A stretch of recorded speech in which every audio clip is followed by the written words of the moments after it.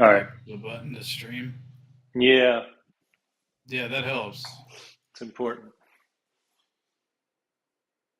Oh yeah, there it goes. Started?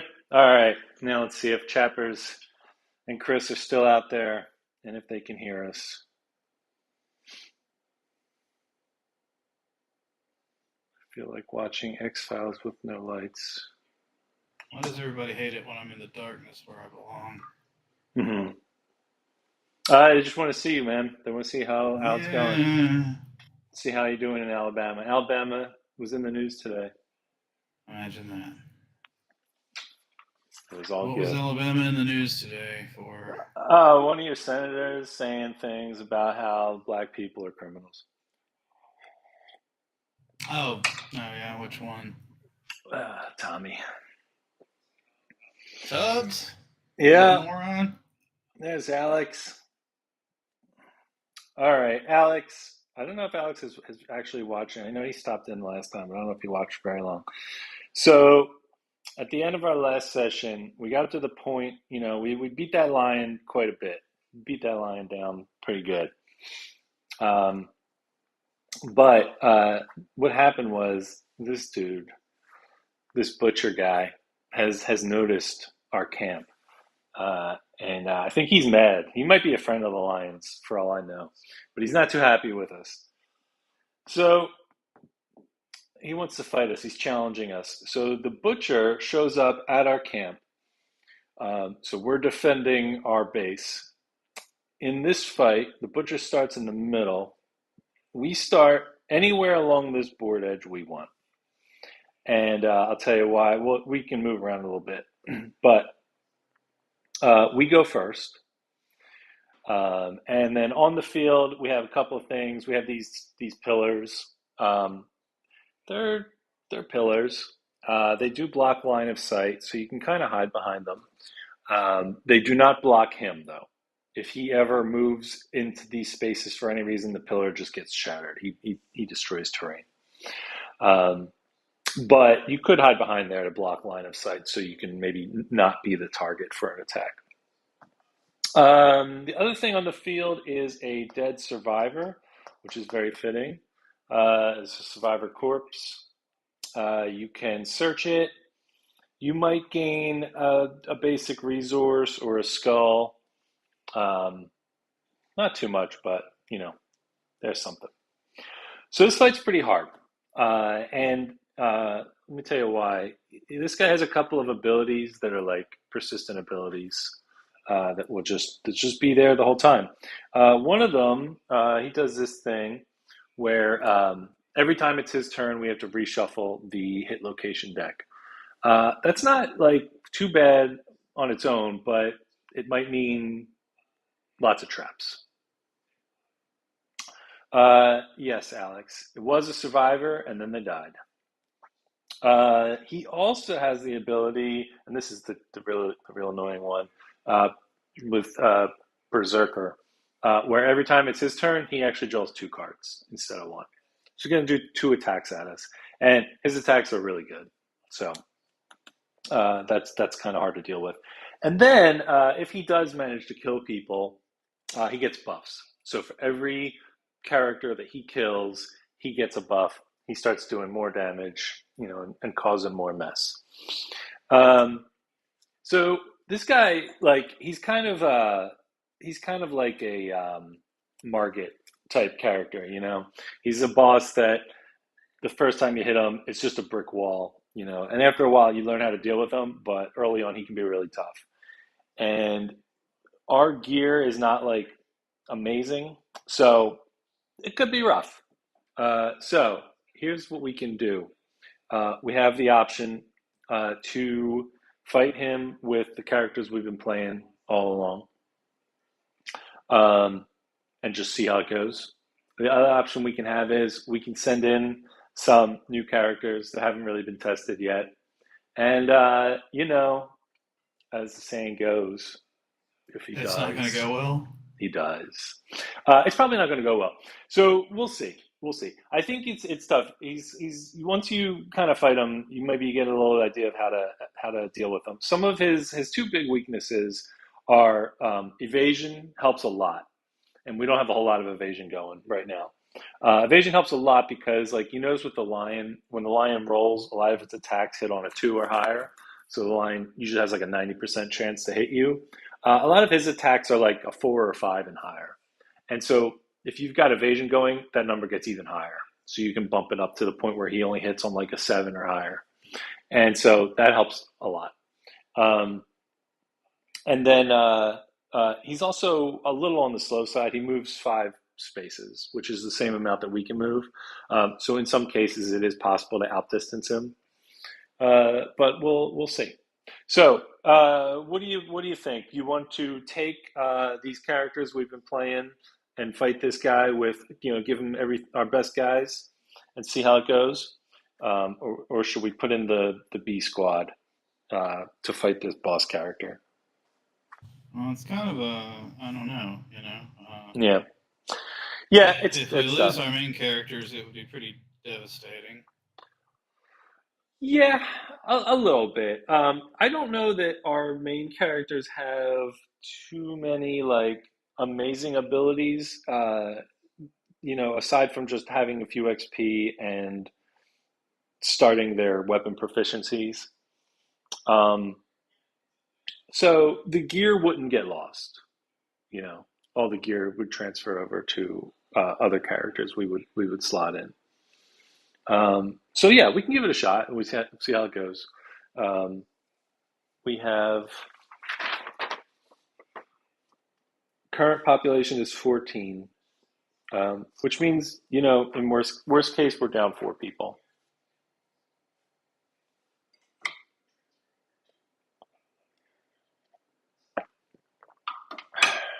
Mm.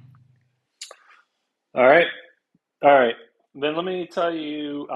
Let me give you real quick. So at the start of the fight, right? We get a turn. Um, the thing is, if we start, the closest we can start to him is here. And since we can only go one, two, three, four, five, it's not really close enough to do anything. And then he's just going to use 2 cards and hit us. Um, so what I usually do is I kind of start down in this corner, and I just don't do anything the first turn. So that on his first turn, he spends both of his moves trying to get to us, and then we try to take the first shot at him. Um, Sure. This usually works. He does have 1 card. I don't know if it's in his deck. I don't know if it's on the top. He does have 1 card that makes him instantly teleport to the furthest person away from him. Um, in that case, we'll have to deal with it. But we'll get to look at his top AI cards when it's our turn. So basically, if he's trying to get to us, he can move 10 spaces. So one, two, three, four, five, six, seven, 8, 9, 10, somewhere around here. So I would say don't be on these spaces, right? So as long as we're in this corner, he shouldn't be able to get to us. Um, so let's see, what do we have? We have Chiswick. We've got Mark. Mark Wardson wants in on this one. Mark Wardson, good luck to you. This fight is the Indeed. reason. This fight is the reason I don't name characters after people I know. All right, all right. So we can start like this, and then we'll see how it goes. Oh, there's one other thing he does that's really annoying. So I have these cards. I have them down here. If I have to move them later, I can. But I have these down here so we can keep track. Um, he does a lot of stuff that causes brain damage, and so every time you take brain damage from this guy, uh, you have to track it with a little token on this card. And when you take 3 brain damage, you become frenzied. And frenzied means you can't use survival abilities, um, and you do get a +1 speed token and a +1 uh, um, strength token. So you can't use survival abilities, you can't use your fighting arts, but you just swing faster and harder. So he tries to basically frenzy everybody. Um, the worst part about it is you can't dodge or dash, but Yeah, it really depends. There are actually some weapons that it is beneficial for. Um, Not really the ones we have, but there's that. All right. One other thing. We all just um, what do we call it? Arrived.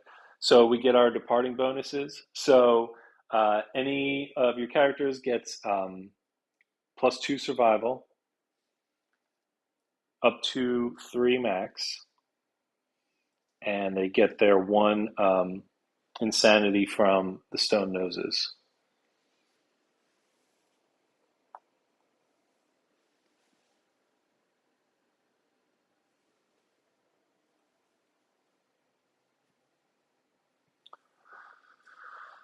All right. All right. So let's see what happens. Okay. So we're first. So what I'm going to do is I'm going to use the tank Maria, and she is going to use her rawhide headband, and we can Is look. this a nemesis? Yes. Okay. Butcher level 1, right? Yep.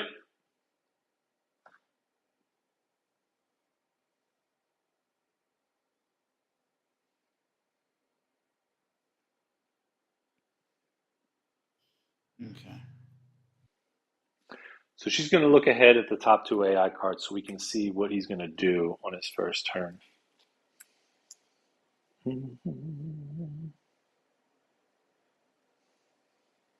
Okay, that's an interesting one. He devours a lantern? Yep. Wow, this guy's all about lanterns. Oh, poop. Okay, well, he is going to do the one where he targets the furthest survivor.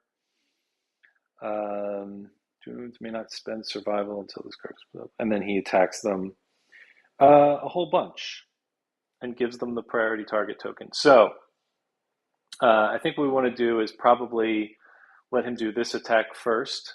So he'll move towards us. He won't be able to reach us. So the attack doesn't actually happen. Then the second card's going to happen, and he's going to bamf his way into the back line and attack the person who's the farthest away from him. Um, That sucks. it's annoying. So what we have to do, yeah, I hate trying to like math this one out when it's the second time I've had this week where he did that on the second turn. Very, very annoying. So basically, we have this turn to position ourselves so that um, the person who's farthest away from him is me. So let me put these away for a sec. And what I'm going to do is try to get 1, 2, 3, 4, 5.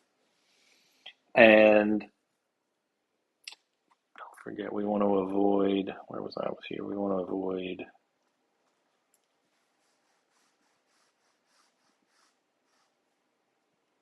these spots here.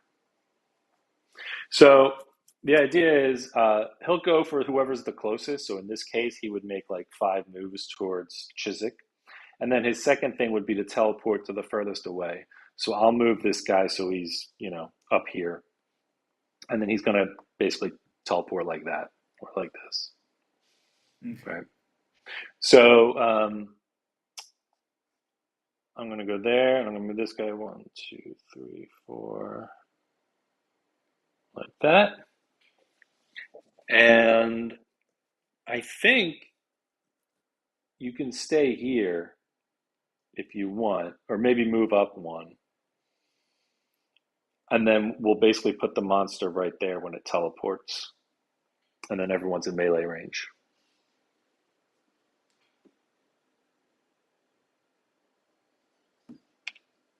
Yeah, that's fine. There's no open space next to the furthest away character. Maybe. Let's see. What does it say? Let's see. Target the furthest survivor. Place the butcher in an unoccupied space adjacent to the target. If this isn't possible, discard the card. Yeah, maybe. Maybe we could try that. Let's see. So because he takes up 4 spaces,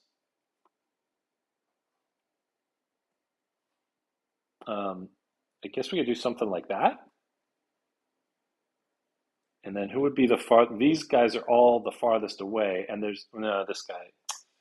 Uh, how would you do that?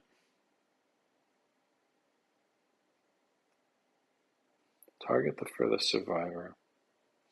Yeah, I guess target the furthest survivor. If there's a tie, you pick one. So we would pick this tank, this target, and then we would say, oh, there's no close spot to that that has 4 spaces open. And then you discard this card. The only thing is one, two, three. The problem there is that he would just stay there. And now we're all here. So it doesn't really help us in terms of like moving him into a position where, we can all then beat up on him the next turn. But that is an interesting idea.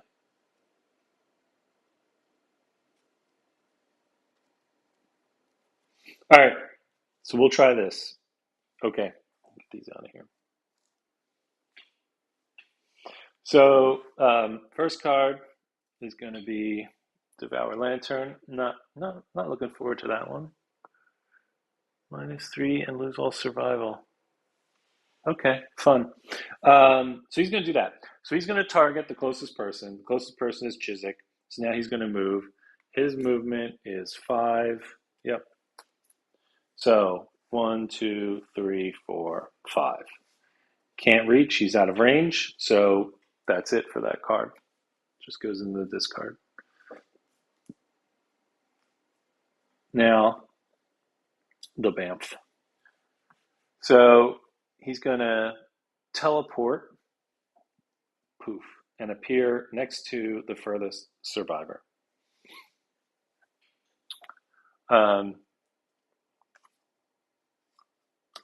That survivor gets attacked.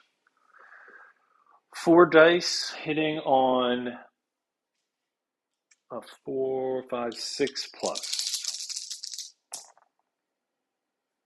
1 hit. Not bad. And it does 1 damage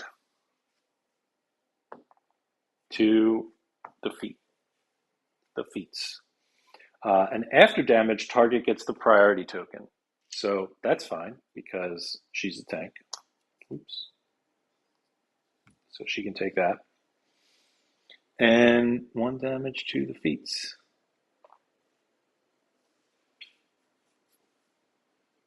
Okay.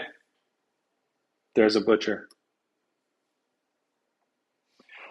All right. What are we going to do about this guy? Well, I was thinking we should probably kill him. I'm for it. You give it a shot? Yeah. Who's doing what?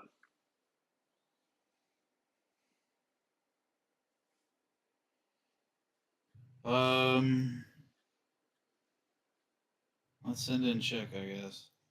All right. From here or moving first? Oh, wait, where is check? Right there. Right now. Um, is there a behind him bonus? Yep. I guess I'll move behind him. All right. Moving behind to make it easier to hit him. So Chick has a bone axe that hits on a 5 plus 2 dice.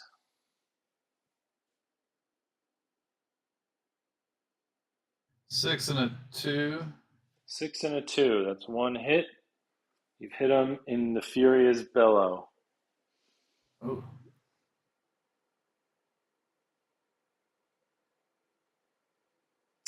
Well, he's going to knock you down and do some brain damage. So you may as well make it count. You need a 9 total. So that's the weapon strength is 3 plus your strength plus your die roll. 2. What That is is your not strength? enough. No, it's not enough. All right, so that's a miss. He's going to hit you back. He does Do you have 3 plus courage? No. Okay, so you are knocked down and you take 1 brain damage.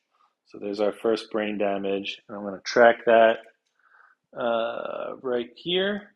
And drop the insanity Yep. to pay for it. Yeah. So you are 1/3 of the way to being frenzied. Damn. All right, All we need some right. more. We need some more hits here. All right, who's next? Well, Mark Ortson.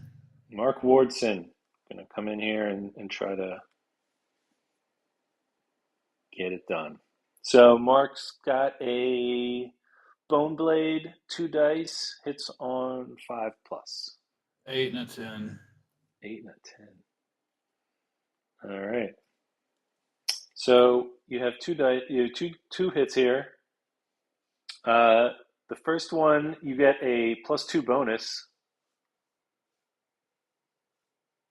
Um, and then the second one is the death blow, which you can kind of just ignore all of that text. The death blow is if this is like the last hit and it kills him, some other bonus stuff happens. But when it's not the last hit and it's not the last hit, then you just skip that It part. doesn't matter, right? All Yeah. right.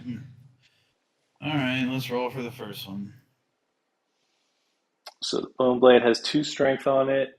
We got And there. I rolled a 2. So All right. So 2 plus your strength is what is your strength? 1. for him, let me see.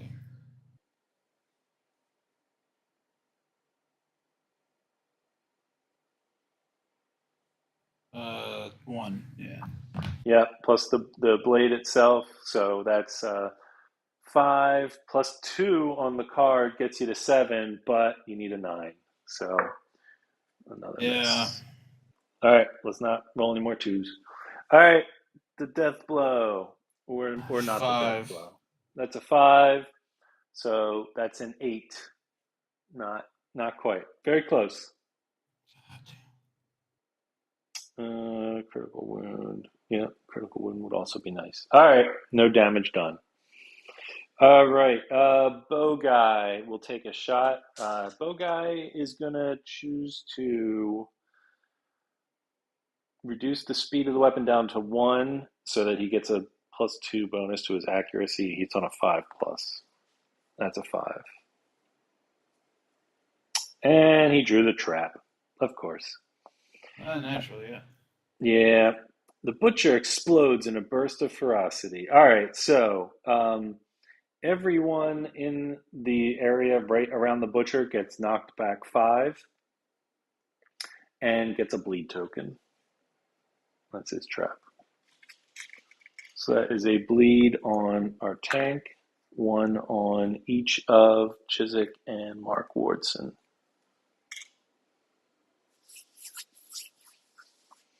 And they're knocked back 5. 1, 2, 3, 4, 5. 1, 2, 3, 4, 5. All right, and then it says to attack the attacker. So basic action. He's going to move up. He's going to take a shot at Bow Guy. His basic attack is he rolls 2 dice, and they hit on a 4 or higher. 2 ones.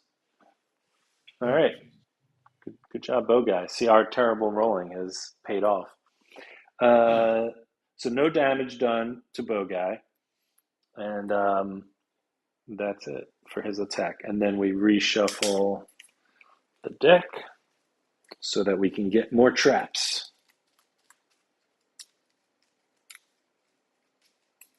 Which is what, that's what we're looking for. That's what we want.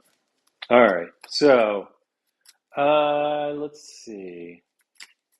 Tank is gonna look ahead at the AI cards, see what we got coming.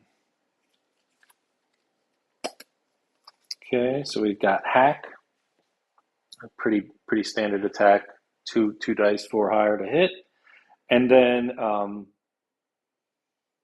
well, actually, this is good. He's got wild carve, where he does a pretty normal attack, 2 dice, 4 plus to hit, And then at the end, anyone adjacent gets 1 damage and a bleeding token. So before he gets a chance to do all of that, I am going to spend a survival with Bow Guy and have him do an emergency, get the hell out of here. All right, so he move him there. And yep, that's it. One, two. Wait, huh? 1, 2, 3, 4, 5. They shouldn't be. They should be here. Yeah. Okay. All right. Do I have a third camera? Yes, I have 3 cameras. I have that camera. I have the one showing the board, and then I have the green screen camera. So we're going to do monster token goes over here. All right, Butcher's turn again. Hack. Closest threat facing, that's going to be our tank. She no longer needs the priority token.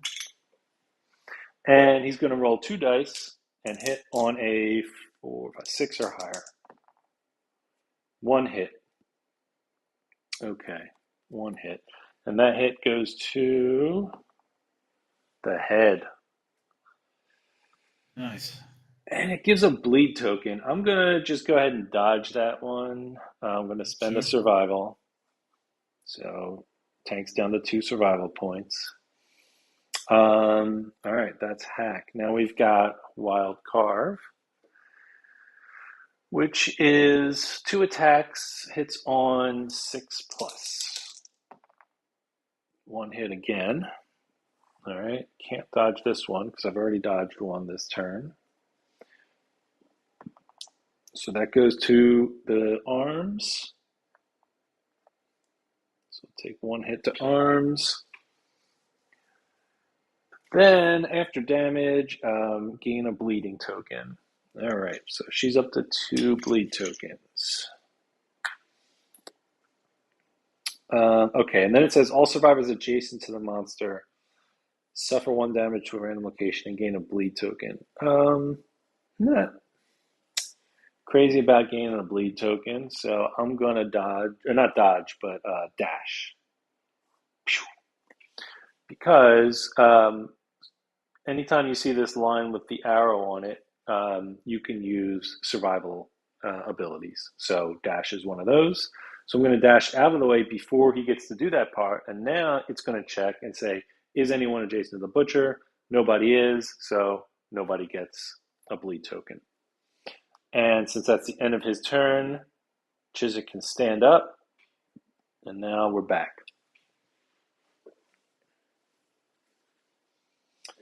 All right. Take 2. Yeah, let's try it again. Let's do it. Who's first? Chiswick, I guess. Let me bow guy first because on the odd chance that he draws the trap, you won't get hit by it. Okay, so bow guy will do his thing, reduce the speed down to 1 and hit on a 5 plus. That's a 7. It is not a trap. This is the lantern explosion again. So plus 2 toughness to wound. That's a 9. And that's a hit. So we have 1 wound. It's easy. Just do that like 12 more times. The roll was not a lantern 10, so we don't have to do all this other stuff. And there we go. Okay, now you want to do Chiswick? Yeah. 1, 2, 3, 4, 5. Hitting from behind, 2 dice. Hits on a 5 or higher. 2 and a 4. A 2 and a 4. That's not a 5 or higher. All right. Should Mark Wardson try it? Yeah. 3, 4, 5. 2 dice. 5 or higher. 6 and an 8. At least he. All right, Mark. And that's a trap. Naturally Very. it is. Yep. That's how this one's going. Okay. The butcher explodes in a burst of ferocity. He does that a lot. All survivors in the zone of malice, basically the all the spaces around him, gain a bleeding token and suffer knockback 5. So everybody's bleeding again. And one for you. Good job. All right, and knockback 5. 1, 2, 3, 4, 5. Back to here. And now he's going to go after Mark. Oh, Mark. Oh, Mark. Well, I hope you enjoyed your Thanksgiving. The butcher's not having it. All right, basic attack on Mark Wardson, hitting on a 4 or higher. No, 5 or higher, because he has 1 evasion. Hey, double dodge. All right, That's what I'm talking about. good stuff. Good job, Mark. But that's the end of the attack. So everybody gets a bleed, or me and Dom get a bleed, or Mark, you Yep, and Chad yep. do. Nice. All right, now this is where uh, it gets tricky because now he's facing you. So this is where things tend to go downhill. Is once he stops facing the tank and gets far away from the tank, and he can pick off some other people, and then it kind of snowballs pretty quickly. So we got to try to get it back to the tank being his favored target. So let's see. You guys just went. Um, Bow guy already went. So the only person who still has a turn left is the tank. 1, 2, 3, 4, 5. She can get to here. Not quite close enough. Um, how much survival do these two have?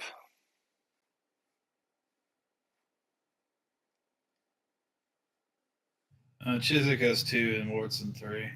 Hmm.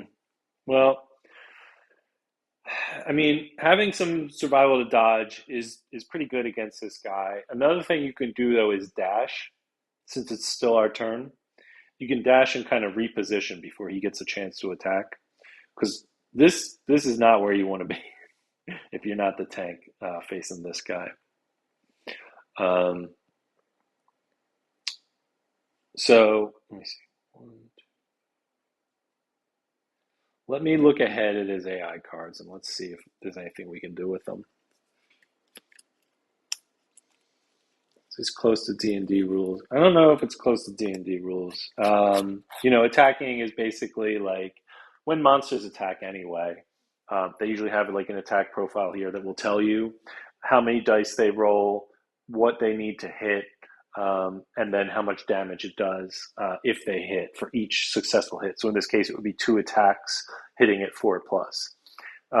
You add your evasion to that 4 to get the total they need to roll. So if your evasion is 3, he needs to roll 7 or higher instead of 4 or higher. And then for every successful hit, they have these dice over here that have like the different body parts that can be hit. So, chest, hands, feet, waist, and head. So you roll that and it tells you where to hit, and then you basically subtract your armor down. Or if you don't have any armor left, you start taking wounds and things go bad. Okay, so he's got 2 things coming up. He's got Hue and Wild Carve. These aren't so bad. This one is 1 attack for 3 damage, but that one can be dodged. This one, yeah, this is that other one where he's going to attack, and then after the attack ends, anyone adjacent to him is going to take a bleeding token. So let's see. Closest threat. So if we can, I think what we want to do is get you guys not in front of him, and get the tank the closest to him. So the closest she can get is 1, 2, 3, 4, 5. So if you want to dash, you can dash and try to come out of his field of view, or you can try to take those hits. But you're probably going to take both of those attacks All right, I'll if double. you're in front of him. I'll dash for both of them. All right. So where do we want to go? probably get behind. One, two. Actually, anything that's not like, in this part of the board. So anything like, next to or behind them is good. Okay, well, this next two then would have to be it, right? I mean, two moves. Yeah, I mean they can move 5 spaces. So like one, two, three, Oh, 4, 5. Like it's a full move when you do dash. Um,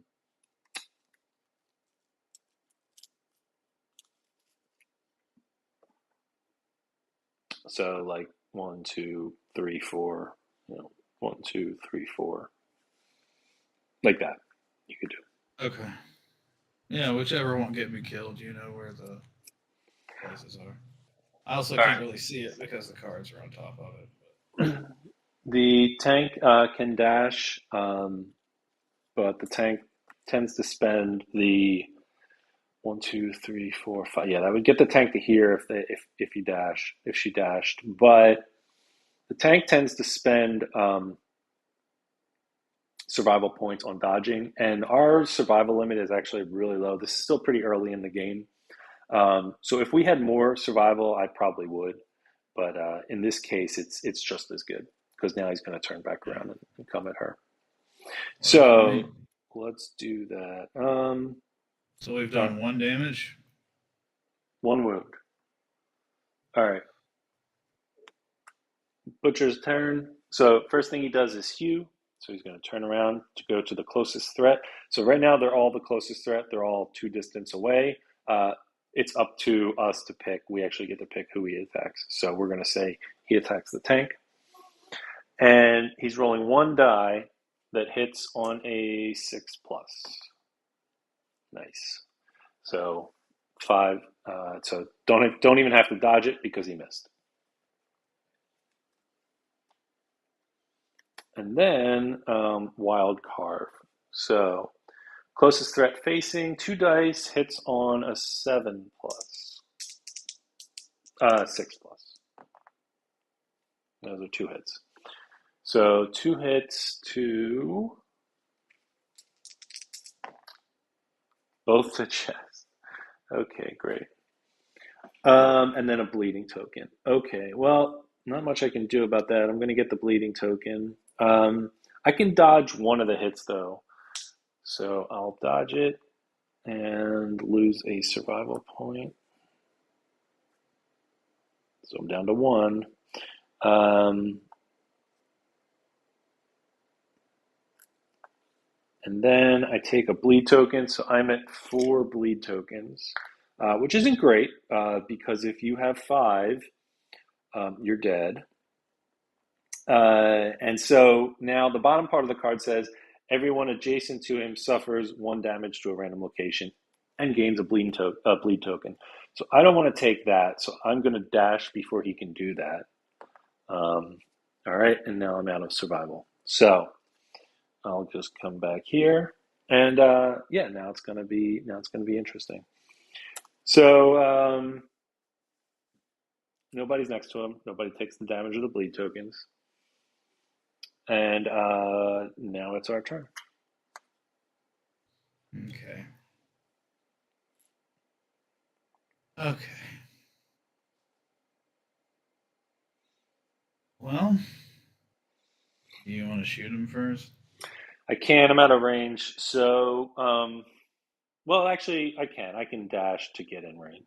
So I'll do that. 1, 2, 1, 2, 3, 4. Yep. Okay. Now I'm in range. I can hit on a 5. There we go. And it's the death blow again.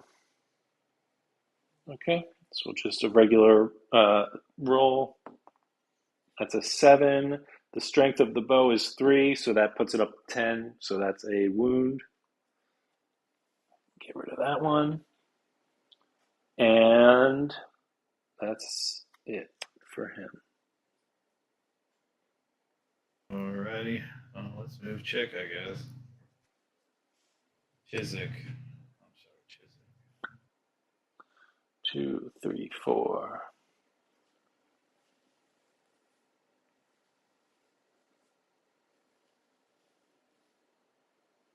9 and a 1. So one of them hit. All right. Well, bad news. Not a trap, but also it's an impervious location. So you hit him in the axe. It doesn't allow you to do damage, but you do gain one insanity. So good job. Which actually isn't bad. He does a lot of like insanity damage. So, Yeah. but you can't All get wound. right. Mark. Mark Horton. All right. Needs a 5.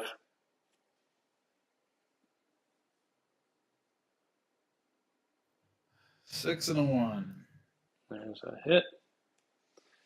The Furious Breastplate. This breastplate is furious. 2 toughness, so you can wound on a 7 or higher. Well, I rolled an 8. That'll do. So, yeah, that's a lot higher than what Yep. I needed. Yep. All right, Mark, you're on the board. So make sure Mark has a. I don't know how you mark it, but if he has sword proficiency, if he um, survives till the end, he'll get a point in sword proficiency. Yeah, there's a checkbox on the survivors Hmm. that lets you, on Yeah. screen. Yep. Okay, so let's see. We've all done our thing. Tank is left. So Tank is going to use the bandages that I bought right at the end of our last session. Bandages lets you remove 2 bleed tokens, so that's good. Um, but that means I can't look ahead at his AI card, so I don't know what's coming, but probably, murder the tank. Um, since a lot of his abilities are closest, I just want to make sure. No, wait, actually, we already saw his card that moves to the furthest away, so I'm just worried about, him teleporting to the bow guy and going nuts. Yeah. Um, And since they're both out of sight, really these are the only 2 probably potential targets. So, yeah, I'll just stay there. That's fine. All right. So everybody went. Butcher's turn. 2 cards. Embrace the pain. So this is a mood card.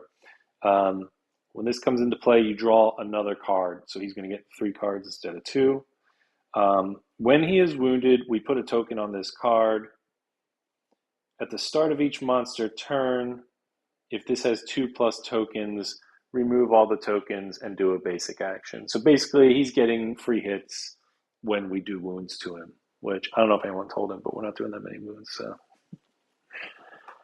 all right. Well, that sucks. It does suck, but on the other hand, that card is now out of his deck. So it does mean we A need free 1 wound. less wound, yeah, to kill him. Yeah. Because his deck is his life points. Okay, so now he's going to draw a second card for that. He has drawn Backhand. The target is all survivors in the impact zone right in front of him. Nobody is in those spots, though, since I moved back, and it doesn't cover the 2 spots behind him. So he actually has no targets for this one. And it What says does it. menace mean? Yeah, most monsters have a default action they'll do if they can't find a target for whatever reason. Um, yeah. Oh, that's really lame. Crap. Okay. Well, his is that he turns to face the closest survivor, which is going to be basically either Mark or Chiswick. They're going to suffer a brain damage per monster level. So Chiswick already has 1 token over here, so we could give it to Mark if he's got any insanity to tank that. What do you Yeah, think? he does. Okay, Yeah. so he'll turn to face you and um, do the 1 damage to Mark. So we'll track that there. Yeah,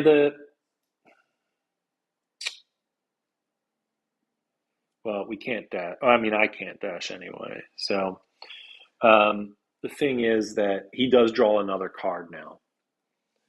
Um, so we can either take our chances, and one of these two is going to take whatever this card is, or they can do the same thing as before and kind of dash to get away. I don't know what that card is, though. It might not even attack someone in front of him, but that's where we're at. So, how do you want to handle this?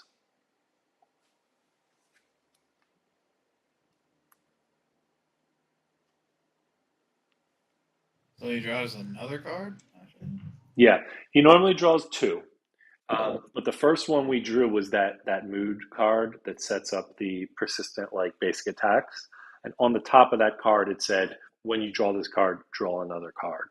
So he's getting three cards this turn. So we've done two. The next card, we don't know what it is, but right now it's probably going to one of these two. So we need to take a chance and see if they can tank a hit from him. Yeah, Um, do that. you want to do that? All right, let's see what he's got. It is hack. So this is a pretty standard attack. We're going to pick a target, either one of the two in front of him. He's going to roll two dice and hit on a five or higher. Who is going to take Um, this? and Chiswick. Chiswick is the monster controller this turn, so you can give Chiswick a insanity point for being the target. And then feel free to roll two dice. Yeah. Try to roll low.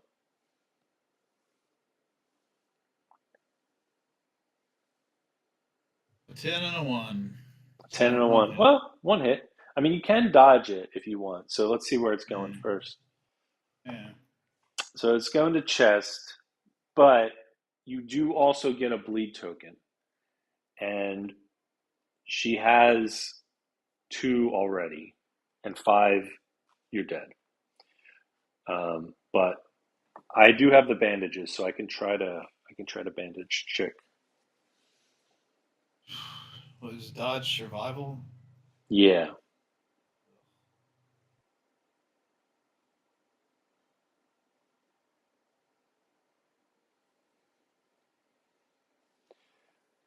You don't have to do it. You can keep it and then take a point of what did I say? Chest. Yeah, take a point of a chest armor. You're gonna get a bleed token, and then it's our turn after this, right? So if you want to like come around and attack them first, then when I go, I can bandage you up, and Yeah. you'll get to remove two bleed tokens. But that means I just can't look at his AI deck next turn. Ugh.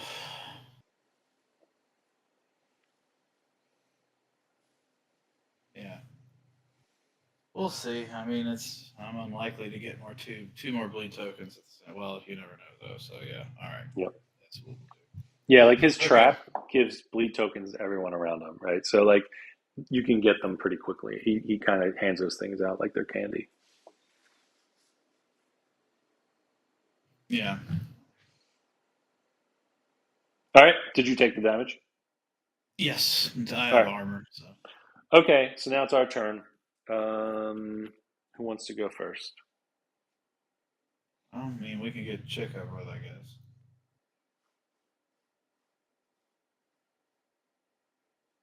All right. Do it. A 10 and a 4. Oh, we gotta reshuffle this real quick.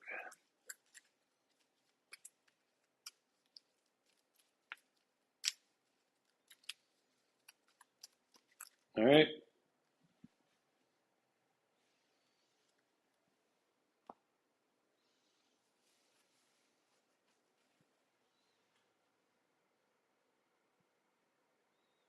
Furious Gut.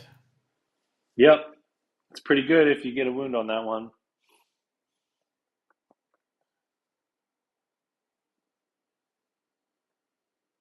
I did. I rolled a 9. All right. Good enough. Uh, And it so, actually would be a critical, but there's no critical. well, there is though. Do you have luck? Yep. Oh, no, no, no. See, because you that was chick, right? You Yeah. know, your axe has savage on it. Oh, okay. So yeah, 2 wounds. 2 wounds, baby. Now, let's see what happens though.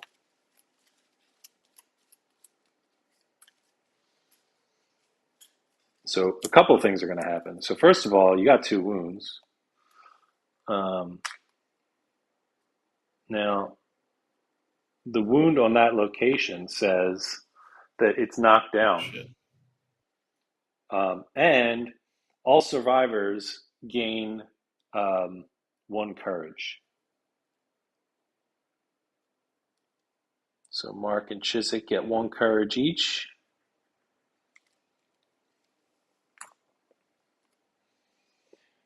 And you knocked him down. So this is what I'm curious about. Blah, blah, blah. The start of the monster. Oh, the start of the monster turn. Okay, okay, okay. So he's going to get a free thing when his turn comes around. But whatever.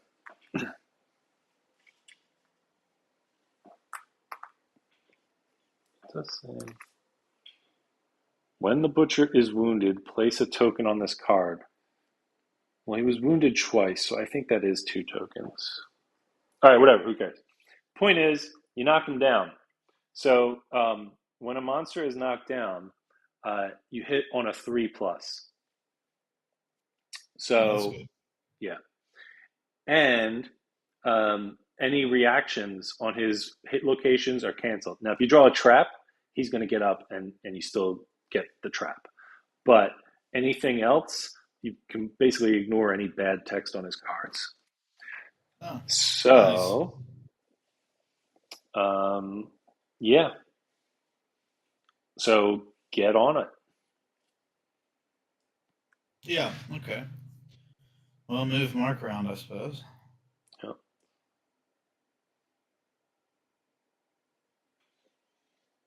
All right, 2 dice. It's on a 3. 6 and a 1. So, All but right. Ah, uh, that it does it +2 or any of that count? nope. And it's a cleaver, which you can't injure. So No. no wounds. Oops, no wounds there. All right, I'll get that in a second. All right, that's annoying. All right, let's try bow You could guy. totally tooth and like claw him or whatever. Yeah, but then I can't bandage you. 4 and a 7, so that's 2 hits for bow guy. Please no trap. God damn it, it's a trap. Yep. Yep. All right, hang on a sec. Ugh. How many is that so far? Is that like the third trap we've drawn? I think that's right. Yeah. Well, everyone around him gains a bleed token. Jesus Christ. So it's 3 and 3. And knockback 5. So I'm knocked down. These two are knocked back here. And then perform basic action targeting the attacker, which is bow guy. We'll do this. 2 dice, hits on 5+. 2 hits. Head and waist. He has no armor at the head location. Um, so he's going to take a heavy wound. That knocks him down.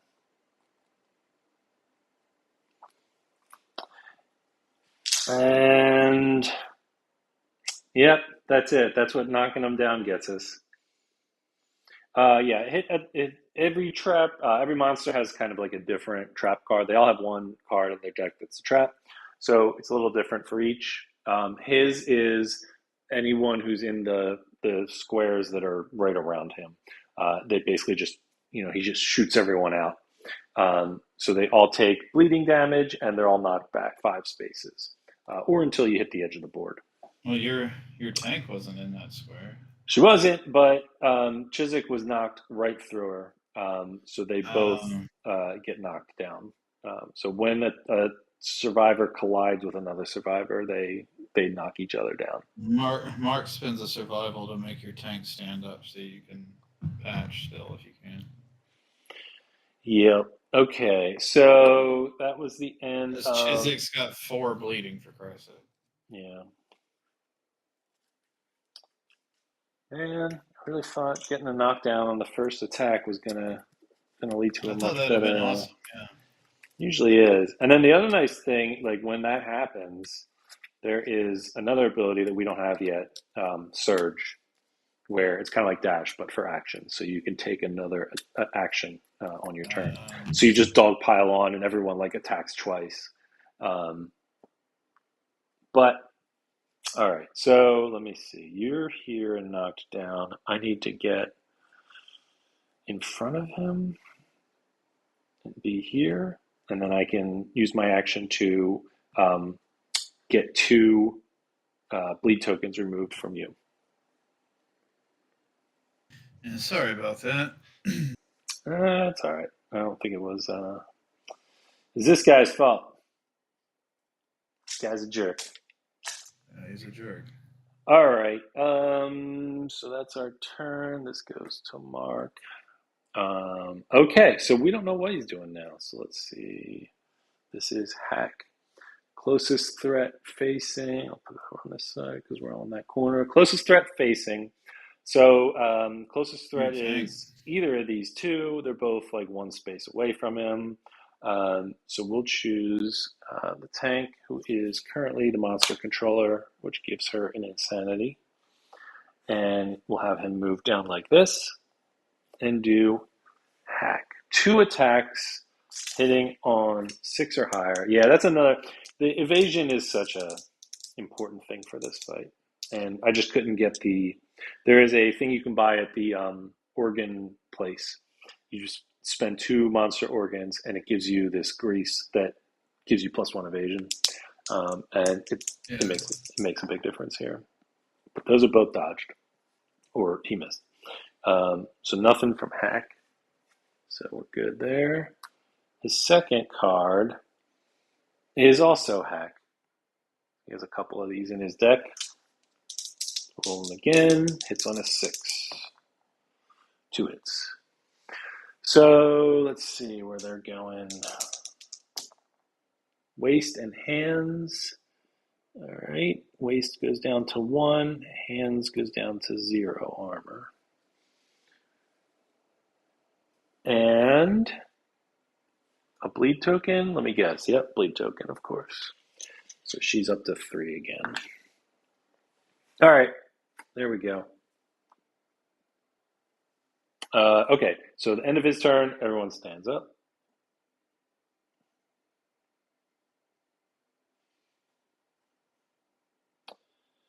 Right, let's see. What can we do here? Well, it's going to be hard for them to get behind him with this guy here. So I'm going to use his last point of survival to dash and go 1, 2, 3, 4. Come here. All right. Now, hopefully, opens you up for some attacks. Chiswick can 1, 2, 3, 4. Can't get behind him, but can get to the side. Same thing for Mark, basically. All right. Who's up? Well, I guess let's go Chiswick style.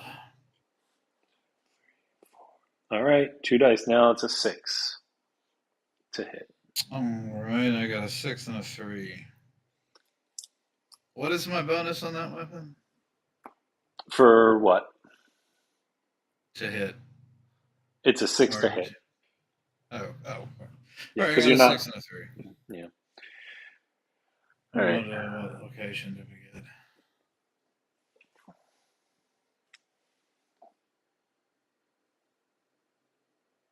Can I still wound on that? Yeah, yeah. He's just going to Oh, move. okay. Yeah, that reflex means whether you wound or not, that's going to happen.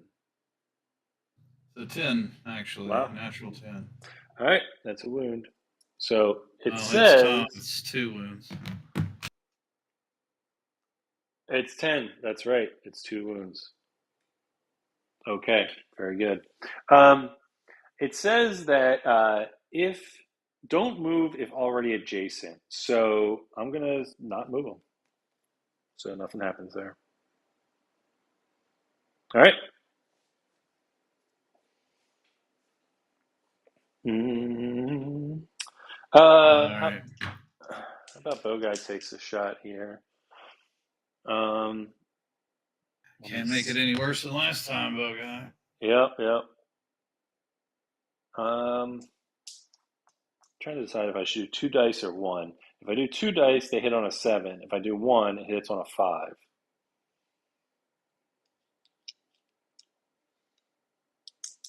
We'll do two dice. They're both ones. Who cares? All right, great. 2-1. Jesus. Yep. All right, Mark. Do better than that, I guess. So Mark coming around the side. 6 and a 7, yeah. 2 hits. Oh, I thought it was a trap. It's not a trap. Oh, thank you, Jesus. But it's not great. Okay. Oh, actually, well, here you go. Do this one first. You can knock him down again. This other one, he knocks everyone back. Um, so that's annoying. Okay. 5, which probably. No, I don't think it does because his sword's only a 2. So it's 5, 6, 7 plus his strength. What's his strength? 1. Yeah, it's an 8 instead of we needed a 9. Yeah, Oh, failure. Oh, we need a taxi too on top of that. Oh man, this sucks. Yeah, and then the other one, he's gonna bounce everyone back. Oh shit. Yeah, that would have been nice. All right, so two dice. This is a basic attack, so it hits on a 5 or higher. 2 and a 9, so one hit okay. to the waist from Mark Okay. Wardson. All right, now this other No one. bleed, right? I'm not taking a bleed. Yeah, you are. It's a basic attack. Every basic attack gives you a It, bleed? yep, that's his basic Right, so attack. he's going to die if he gets hit again. Um, yeah, Oh, and then we all get knocked back. and knocked down too. And then Bogai will be the only one standing, and then he's going to get murdered next turn. Yep. Okay. All right. Well, let's see. You can at least try to wound him. What do you got?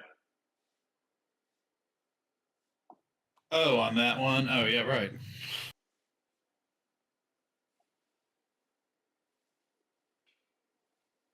A 10. Oh, nice. All right. So got a wound. It's only 3 cards left, but yeah, this could be a tough one. All right. So, um, reflex. All survivors in the zone around him suffer bash and knockback 5. So 1, 2, 3, 4, 5. Chick can go this way or this way. I Doesn't think you matter. moved me too far away from him, didn't 1, 2, 3, 4, 5. Nope, you're good. You were here. 1, 2, 3, 4, 5. you? Oh. Chick can either get knocked into the corner or out over here. Uh, throw him in the corner. Okay. Not a bleed token though, so there you go. There's that. Yeah, I got that going for me. Right, it would have Yeah. killed Mark Wardson. Well, there's still time for that. All right. Plenty of time. He already won. He rolled the 2 1s, right? Was that this turn? Yeah, that was this turn. Um, you didn't go, but it doesn't matter because if this guy had any survival left, he could at least wake somebody up, but he doesn't, which means that's it. I have survival, but my guy, they can't use it if they're down. I'm pretty sure you can't use survival when you're knocked down.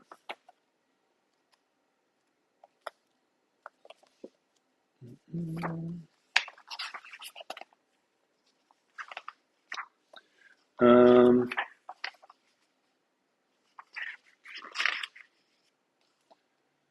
let's see. Knockdown survivors stand. Another survivor may spend survival to encourage. Knockdown survivors may only spend survival to dodge and cannot spend activation movement. Yeah, the only thing for some reason, while you're knocked down, you can dodge, but you can't encourage or dash or anything like that. So that's all we can do. So now it's going to be his turn. Um, so because we did all those wounds to him, he's going to trigger this ability here, this passive ability, which means he does an extra basic action at the start of his turn. So he's going to go after Bow Guy, I guess, because he's the only one standing. So closest survivor. Oh, it says closest survivor. It doesn't say closest threat. Huh. Okay. Never mind then. I'll go after the Yeah, you tank. can put him on the tank. Yeah. Yeah. That's not great. All right. It's not great. No. No, she's gonna die this turn. All right. Basic action. Two thingies. Hits on 6+. Yeah. Yeah, that one more like point of evasion is just so useful. All right. Roll two of these. Chest and waist. Boom. They both have no armor left, but it does add a bleed token, and because I was knocked down, I couldn't get rid of mine, so she's at 4. So one more is going to do it, and he's still got 2 cards to go. First one is Hugh. Yep. All right. If this hits, that'll be it. 3+, which means a 5 or higher hits. Yep. Dead tank. All right. So it's one hit. It doesn't matter. It's going to do damage to the something or other hands. But the important part is that it then gives a bleed token. Bleed token would be number 5. So tank is dead. She goes onto this card, and that means all cards, all attack profiles gain after damage bleed 1. So now any of his attacks that weren't giving bleed, they now give bleed because he gets a buff every time one of us dies. So that's his first buff, is now all of his attacks have extra bleed on them. All right, his second card is Hack. Closest threat facing, no threats are facing. Closest threat is going to be this guy. So 1, 2, 3. He's going to attack for 2. That's fine. If there's any chance you guys can still, like, you only need 3 more wounds. It's possible. Let's see. 2 hits on a 5+. 2 hits, of course. Okay. Waist and hands. That's a light wound to both, so he can live through that. He will get a bleed token, but he didn't have any, so actually that's fine. Get one of the tank's leftover bleed tokens. I was really surprised. There hasn't been nearly as much brain damage as he usually does. Usually these things fill out pretty fast. Okay, so that was that. Okay. Now, Chiswick can stand up. Mark Wardson can stand up. Avenge me. All right, this guy, I guess he can shoot point blank. What do we Sure, why think? not? Yeah, let's try that real quick. We'll see if he can get a hit in. One hit. And and it's to the cleaver, so no damage can be done there. So he will take a point of insanity. All right, there you go. I got that crappy card out of the way for you. All right, move up Chisek. 1, 2, 3, 4. All right, hitting on a 5 plus 2 dice. 10 and a 9. Okay, no trap. No trap. All right. Oh, you got the knockdown again and the lantern explosion. So this one gives you +2 to wound, and this one knocks him down if you hit it. Which one you want to try first? Uh, I guess the gut. Knock him down. All right. I actually literally did. I rolled a 9, which is Nice. Chick is luck, yeah. Oh yeah, And 2 wounds. that's 2 wounds because Chick is got the weapon is savage. So that's the last 2 cards from the deck. That does mean he's going to get a free turn, a free basic action next turn. But just kill him. So he's knocked Yeah, I down. got one more roll. So you knocked him down. Everyone gains a courage who's still alive. So Bow Guy gets a courage. Mark and Chiswick get a courage. All right. And now this one has a +2 to your roll. Let's make it count. Mm-hmm. 5. I believe that is enough, actually.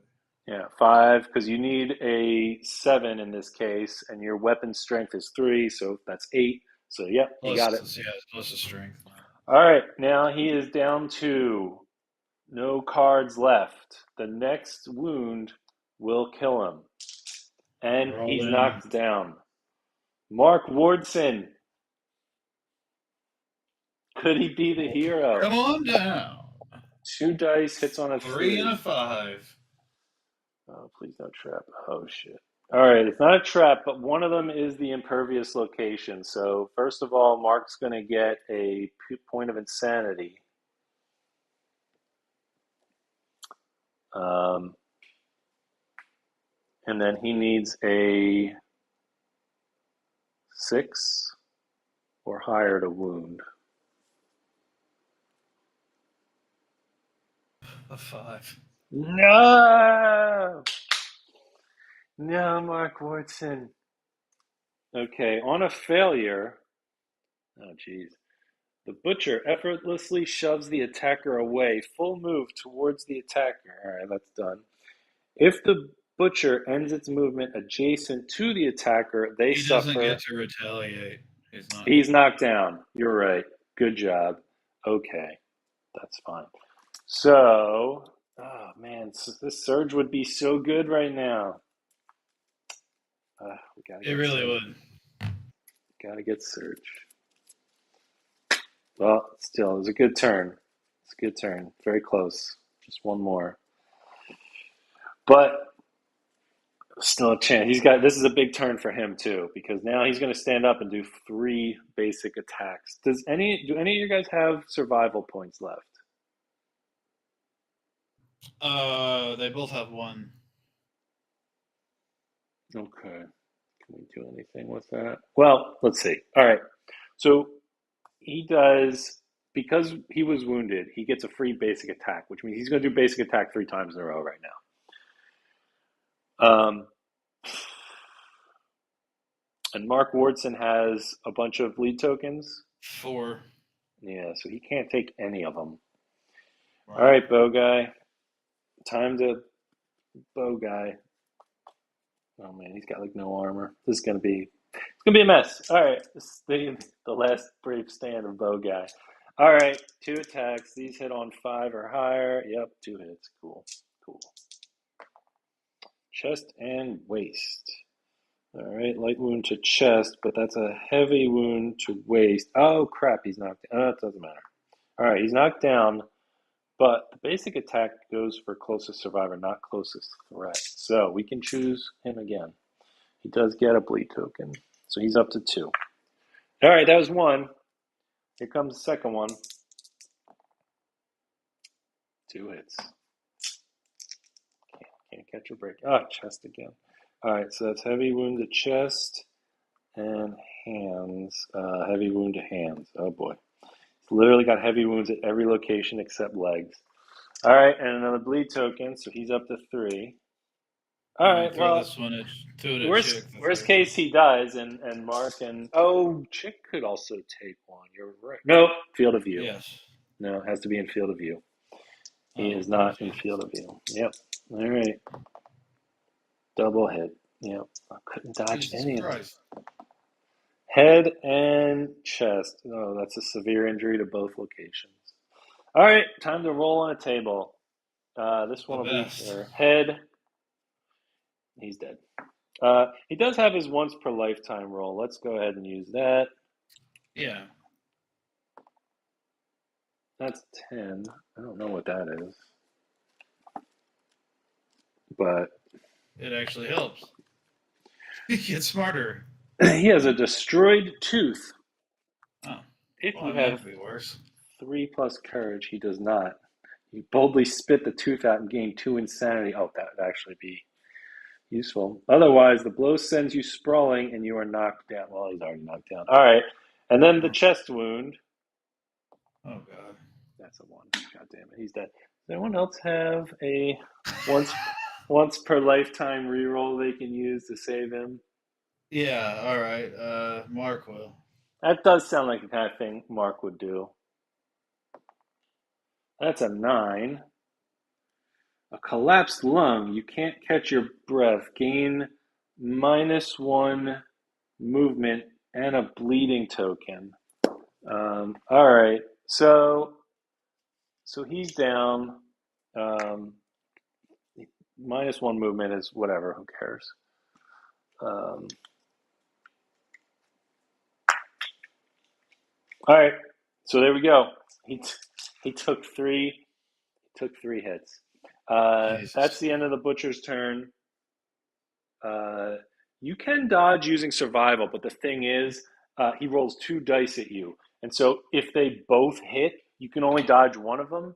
And if you take any damage, you still get the bleeding token. So the one dodge wouldn't. You can only dodge like once per round. Even if you had like 10 survival, you can only use it All once per round. right. Chiswick first. All right, Chiswick, get a hit. 2 dice hits on a 5. Two twos. That's not fun. Do you want to move her to where she can be considered a threat in case we have to do another round of that? Yeah, that's fine. All right, Mark. You know what you can do is oh no, that pillar is there. Mark Two can't move. nines. Mark has 2 hits. Neither of these are a trap, but there are Okay. reflexes on them. The first one is fine. That reflex doesn't do anything, so probably start with that one. All right, I rolled a 4. My God, McMaster. 5, 6. That's a 7. That's not enough. All right. How about this second one? A 9. Okay. All right. You did it, Mark Wardson. Yeah, Jesus that Christ. would have been not too. That I would have mean, he would just killed knock. Mark Horton. He would. It didn't have a bleed on it. It just would have knocked him back. But still, the longer this fight goes on, that's pretty good, dude. That was really good. I mean, we lost our tank, but whatever. That was her Yeah. job. That's her job. She did her job. Um, but yeah, everybody else made it out without any permanent injuries, and that's a hard fight. And actually, this was not this is this is one of the easier butcher fights I've seen. Like this was not too bad. Um, Depending on which of his cards get into his deck, uh, this guy could be just absolutely brutal. And he's very much like that, like Father Gascoigne or Margit, where it's like, oh, everything's Yeah. going great, and then you just run into a brick wall, and this guy just murders your party. Um, so yeah, that was cool. All Yeah. right, yeah, very little Jesus. like with the brain damage. He has so many cards that give brain damage. I was surprised there just wasn't as much of that as you usually see in that fight. because that makes it really difficult. But it's also kind of cool because if you are frenzied, um, you get an extra speed token and an extra strength token, and you just swing harder. Uh, That would have been kind of awesome. there are some weapons that are labeled as slow, like the big heavy weapons, where Yeah. normally, even if you have extra speed, you still only roll one die. But if you're frenzied, that rule goes away. And so you can just get like the biggest weapon and come at this guy. And once you get that frenzy to happen, you're just swinging these giant weapons and swinging like 3 or 4 dice. And yeah, that is one way you can kind of make it work for you. But all That's right, awesome. so let's see what happens. Good job, Mark Wardson. Thanksgiving, Oh. took a walk, All right, murdered give me a few butcher. minutes. I'm gonna take a break while you're looking stuff up. Okay, I'll be right back. All right, Or you can get like the loot and stuff. You know what I mean. All right, there's gonna I'll be be back there's in a gonna minute. be a, there's gonna be a thing, but we're gonna have to roll for it. So I'm gonna wait till you come back. All right, let's do a break then. I'm gonna go grab a refill on my drink, and then we'll see what we get for beating the butcher, and then we can maybe do the start of year 5. Yeah, there's a couple events coming up, and then we can talk about what's gonna be next. Maybe more lions. All right, Burbs.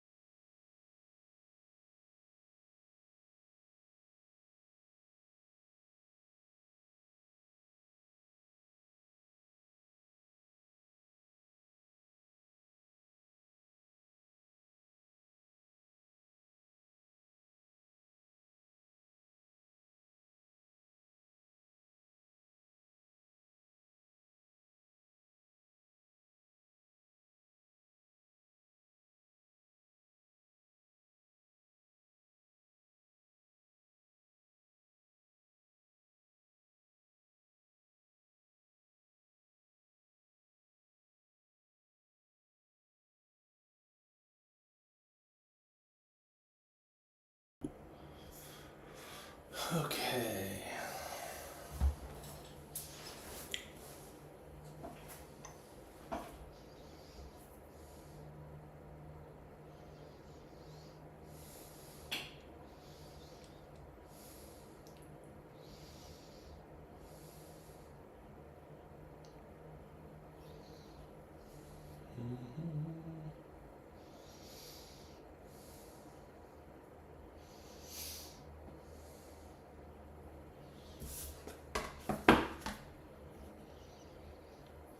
All right, the butcher.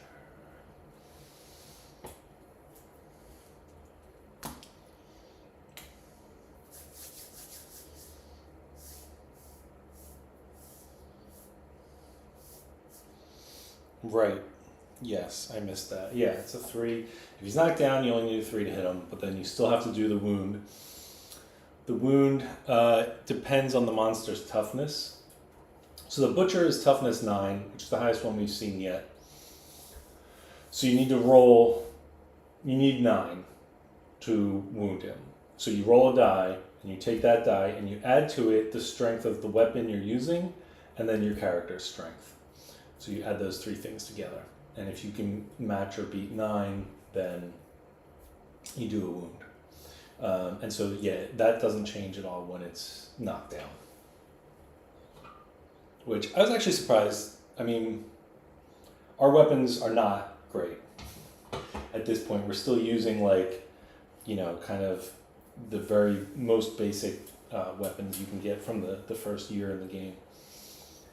And mostly because we've tried fighting the lion several times to farm it for resources and just can't get it to drop like 2 or 3 key things that you need, which shouldn't be that hard. Normally it's not. Our luck has just been really bad, but it's kind of like that thing in Monster Hunter where you need like, 1 gem from Rathalos to make the gear, and then you fight Rathalos like 12 times in a row and don't get the gem. It's just happens sometimes. But I think at this point we've got 4 fights before the next big boss. Let's see, 1, 2, 3. Yep, 4 fights. So if we can't get some decent gear in the next 4 fights, then we're in trouble. But yeah, hopefully we can get a couple of weapons, and we can get finish out the set of cat armor for Chiswick. That would put us in a really good spot. And we also need to innovate some more. The innovations are kind of your tech tree in this game, and they will help us with those extra abilities. Like, first of all, the survival points that we need to dash and to move around in between turns. A lot of those innovations give you more of those, so that's huge. And then there is one ability we don't have yet, which is Surge. And that's the one that is just so good when something like that happens. You knock a monster down, everyone can surge and do 2 attacks in the same turn. So you get 2 attacks with that 3+ to hit. You can very quickly just pile on and, basically kill half the monster in one shot if you're lucky. So for killing the butcher, that's good. Okay, hunt XP. So I'll record it for these. Oh, I will not record it for our tank, because she's dead. But Bow Guy's not dead. Unfortunately, he didn't suffer anything permanent, thanks to Mark Wardson.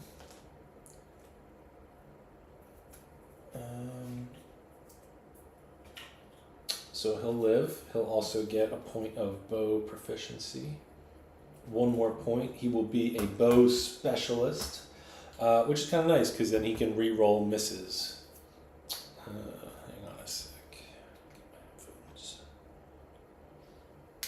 Where's Chappers? Chappers is back at the base. Chappers is actually not going on any fights yet. He's more of a stay-at-home kind of dad. At least so far. We could bring him. Herky, can you hear me?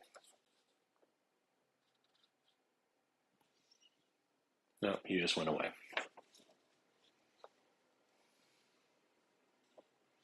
Let's see. Where is Chappers? Chappers was babbling. He endlessly babbled. He did get +2 strength, so that was pretty good. He got a torn Achilles tendon, which I think just means you skip the next fight, and we've already done a fight since then, so that should be healed. He is apathetic though, and uh, that's kind of a tough one because if you're apathetic, it means you can't use. I think it means you can't use survival actions. So we have to find a way to cure that. I think before we would send him on a fight. Cannot gain or use survival. Cannot gain courage. Oof. Yeah, that's a tough one. So we can cure that. There's a couple of different ways to do it. Neither of them are really available to us right now. But later on, there's a surgeon. Um, I've heard he's really good, and the surgeon can cure some of the disorders. So if we can remove apathetic, that would be a good. That would be a good. He almost got tossed out of the settlement. That's true. We did have the Kingdom Death Olympics, the triathlon of death, and in the triathlon of death, you nominate four characters to participate, and they compete in three different events, and they compete basically by rolling dice and see who gets the highest. But in each event, it's based on a different attribute. So you roll, but then you add, say, your strength to one of them or your wisdom to another or something like that. And the way the triathlon works is usually whoever comes in first gets some nice perk. Whoever comes in last gets some nonsense. I think that's where he got the torn Achilles tendon. Um, but if you come in last in all three events, you are banished forever from the settlement. And Trappers came in last in the first two events, which was the race and the debate. Trappers was in fourth place, but then he did okay in the fight, the brawl, I guess, at the end. So he clawed his way back into the settlement. Where? Oh, there. Okay, let's put these away. So yeah, this game, Kingdom Death, it's basically a series of monster battles with this base building aspect in between. And the thing that makes it interesting is these monsters. In this case, we were fighting the butcher. Uh, this guy right here, he's got a couple of axes. Let me see. Kind of hard to see. He's a little dark. But yeah, scary guy with a couple of axes. And each monster has a completely different deck of AI cards and hit location cards. The hit locations is how the monster reacts when you actually hit it. And those can really change the behavior of the monster. And of course, the AI are the cards that he uses every turn to do his attacks, and they can be very different. So basically, these two things, when you combine them, makes every monster just a different encounter. And so they're very it kind of has that Monster Hunter thing of you have to like learn how this monster normally acts, how it moves, where's a good place to attack from, where not to be standing, etc. And then eventually you kind of get to a point where if you know them well enough, you can start using their own attacks against them because you have a good idea of what's coming, and you can take advantage of it. So it's pretty cool. And so the normal, most years you are hunting. You're like leaving your camp, you're taking four people out, and you're trying to fight a monster for, feeding the settlement and, getting resources, etc. But there are certain fixed spots in the storyline where you have to do a boss fight. So this was the first boss fight, was the butcher. Um, and the next one will be 4 years from now. So this is where's our settlement sheet? This is our settlement sheet. And this shows kind of the timeline of how a campaign works. So you start here, and every year we'll have this little, the black card icon on the left is like a random town event that happens. And then certain years will have fixed events that also happen. So at the start of the year, you'll have some of these events that happen, and then you finish every year pretty much with a fight. Um, I missed if McMaster said anything when he came back. I did not hear it. I don't know if any of you heard him, if he said how long he was going to be gone or not. But let me see if he sent me a message. He did not. So for beating the butcher, everyone who survives gains one hunt XP, like they age up a year. Um, at certain points, you'll get milestones where you'll get like on this amount of XP, you'll roll some dice and maybe get like a permanent stat bonus or another fighting art. That didn't happen for either of these two. So in addition, we also get rewards, which is usually these cards. These are your like basic resources. So they'll be like monster hides or bones and things like that. And you'll use those to fashion gear. But because the butcher is not a big animal, he's just a dude. He has his own sort of special reward over here. So you roll a die, and then you add the butcher's level to the result. So his level is one. So we're just going to add one to it. This is a level one butcher. There are three levels of each boss. So later on, the butcher will come back and he'll be a level two butcher. He'll have a couple of extra moves, and he'll have more health, and he'll be harder to kill. So I could roll this. I was going to let McMaster roll it. I thought it's actually really cool that we beat the butcher. So I was going to let him roll. And one of the things you can get if you roll high enough is you can actually get the butcher's axe as a weapon. And it's a pretty good axe. It might be an upgrade for, yeah, I think it's definitely an upgrade for Chiswick, if we can get it. And the other cool thing about them is, like, because he uses two, you can actually get two of them and dual wield them if you roll high enough. Um, what do we think? How long should we give McMaster? Okay. Yeah, I couldn't hear him either, but I couldn't tell if that was because I had just plugged my headphones back in.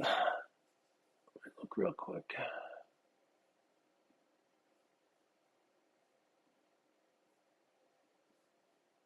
Okay.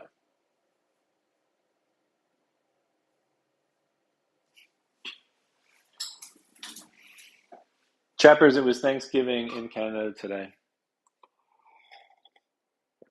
Chris, what is a normal Thanksgiving celebration in Canada?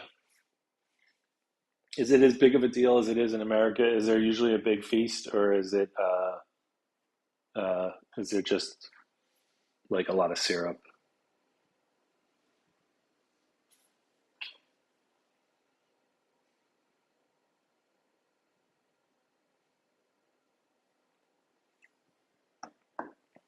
Can we get rid of Chappers's apathy?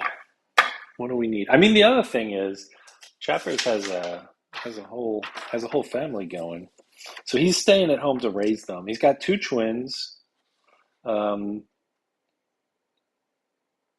and they're both pretty good. They got a whole bunch of bonuses when they were born, um, which I can't remember how that happened, but yeah. Elrond and Galadriel. Is that what you named your kids, Chappers? Are they the same names? Yeah, turkey dinner. Turkey. I miss making the turkey. I used to make the turkey, but now we go to my sister's house and they make the turkey. I mean, they make a good turkey, but it's just I like doing that. I guess I could make one. It'd be kind of weird to make a whole turkey for one person though. Elrond and Galadriel. Yeah, it was actually okay. Well, actually, yeah, maybe we'll see one of the Chappers is because with our tank dead. Oh yeah, that's a good point. Okay, yeah, let's figure that out while we wait for McMaster. We need a new tank. So right now, I think Elrond, son of Chappers, is the best choice. I mean, Christmas, it depends. It's a huge meal. It's still a big deal, and there's all the presents. That's the thing. It's basically Thanksgiving, but then there's presents on top of it, which is just I find annoying, but it's great for kids, I guess. Um, but yeah, the meal itself is a bigger deal at Thanksgiving. At Christmas, it's just like usually like ham and a couple of sides or whatever. But overall, obviously, I guess Christmas is bigger because we spend an entire month and a half talking about it and buying things and, you know, ridiculous decorations and stuff. All right, yep, we're bringing Elrond in. Elrond, son of Chappers. Elrond Chapman. There actually is an innovation later on in the game where, like, your characters are only supposed to have one name by default. And then later on, you can give them, like, last names because when they have kids, the kids can, basically keep the same last name and then they gain some benefits from their parents. Like, if you have a weapon proficiency, they'll gain the same weapon proficiency in half the levels. So it just means they get a little bit of a jump start, which is kind of nice. Okay, so Maria's dead. R.I.P. Maria. I usually name a character Maria in this game, and they always die in the first couple of years. Um, after Lady Maria from Bloodborne. Our other tank, Leona, as in Leona from League of Legends, she is afraid of the dark and refuses to go outside. So we can't take her. We can probably cure that at the same time we cure Alex's apatheticness. Apathy. Okay, that's the one. Elrond. All right, Elrond. This is your chance. So what did he have? He had 2 XP. He will be, for now, I think he's just going to be a sword guy. But we'll probably change that later. He has 2 understanding and 1 courage. That's a good start. He has +2 strength. Wait, did I read that right? No, that was Chappers. Oh, and he has Thrill Seeker. Oh, that's a good one. Thrill Seeker. Make sure that means what I think it means. So it's a fighting art.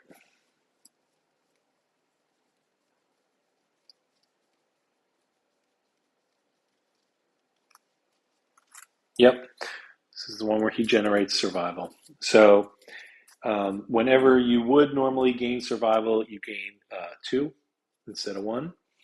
And as the tank, that actually happens fairly often. So that's going to be really good because he'll be able to keep generating survival, which will allow him to dodge more and dash more.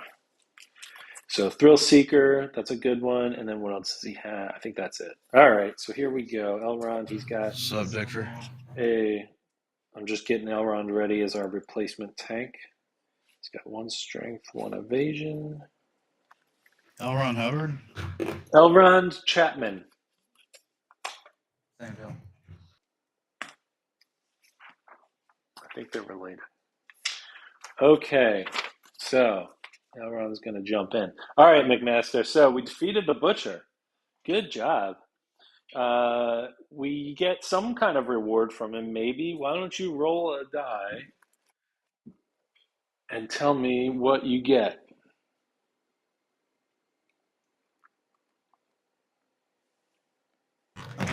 Yeah, 1 die. D10. Yep. A 3.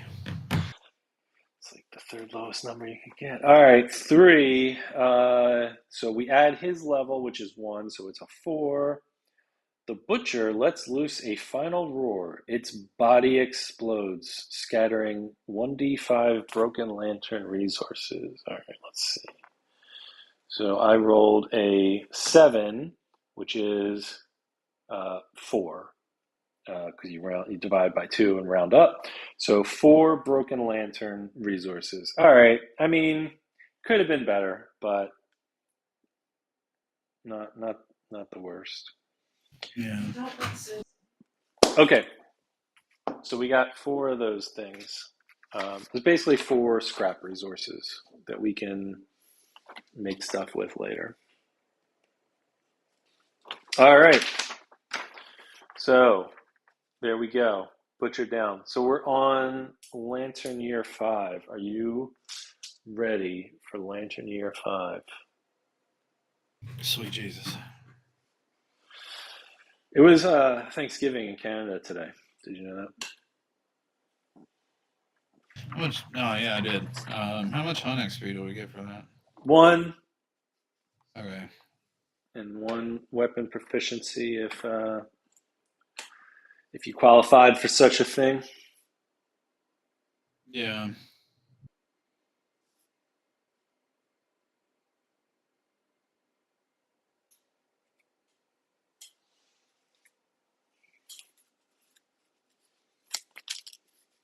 All right, let's see what Do I take off happens. any bleeding and stuff?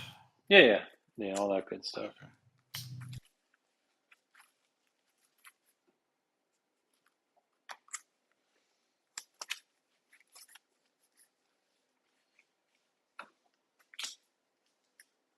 Okay. Okay. All right, so back to base. And the next year starts with. Oh, again? All right, we got the speaking in tongues, Alex's Again? favorite. Yeah, that can happen. The settlement calls out to the returning survivors in a chorus of unknown tongues. Blah, blah, blah. Nominate 1 survivor. Will it be Alex Chapman again, or has he had enough? No, he's never had enough. Fire him up. Wow, wow. All right, Chapman. This is your lot in life. Roll a 10-sided die for old Chappers.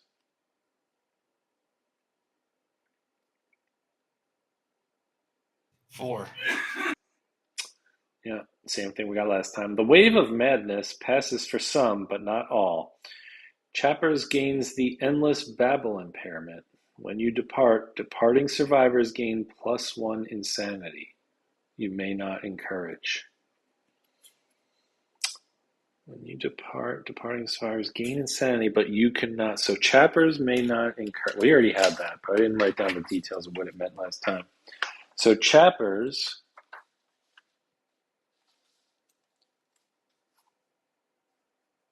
cannot encourage.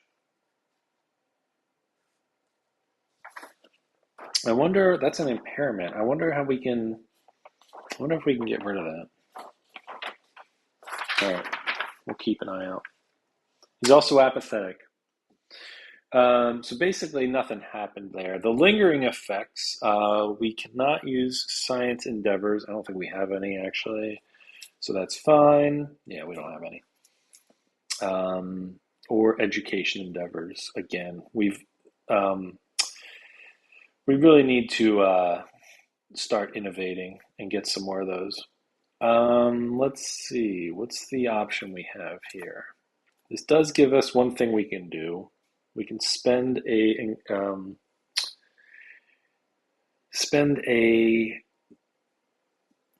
what do we call these things? Endeavor and 2 resources to gain a +1 movement token for our survivors who depart. No, I think we're probably good. Okay. All right. So Mark actually has 4 courage now. 4 courage. So he has hit the. Oh boy, that's. Oh man, you gotta tell me when he gets to those big boxes. So he picked that up during the fight, right? Yeah. Yeah. All right. Yeah, when it hits those the bolded boxes, we got to stop what we're doing. Don't think it would have mattered Oh.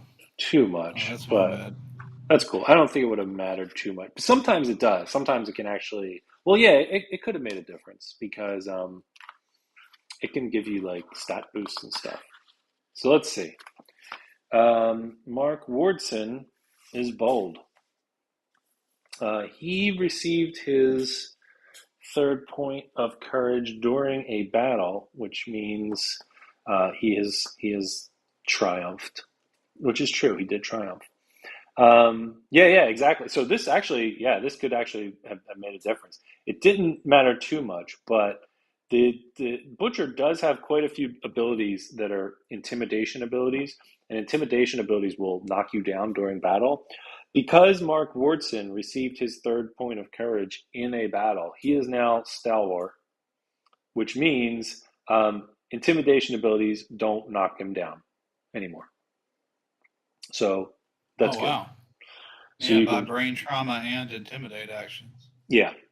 So that's like those are two of the butcher's specialties. So that's good. In addition, you also get a one-time bonus. So roll a die, and let's see what you get. 6. A 6 gives you +3 survival and +3 insanity. So +3 survival, yeah, could have made a difference in the fight. Would have given you more opportunities to dodge or dash. So yeah, definitely could be good. I mean, it's still useful, but all right. So there we go. Okay. Yeah. Good stuff. All right. Now we have a event this year. It is, oh no, it's Hands of Heat. Hands of Heat. Kind of a What's weird that? one. It's the Hands of Heat. Oh. The Hands of Heat. The mystery of the lantern's glow. All right. One lucky day, a clumsy accident knocks a lantern free from the towering lantern horde. A sudden flash of heat bathes the survivors as the lantern crashes to the ground. Now shattered, the lantern light dies, but the seed of an idea begins to grow. Nominate a survivor. They gain +1 courage and will experiment with lanterns. So we have to nominate somebody. They're going to just play around with lanterns. The ability of using lanterns to heat things. It can be good, uh, but we are going to roll a die, and on a 1 to 3, they're dead. So, um, who should we nominate to play with lanterns?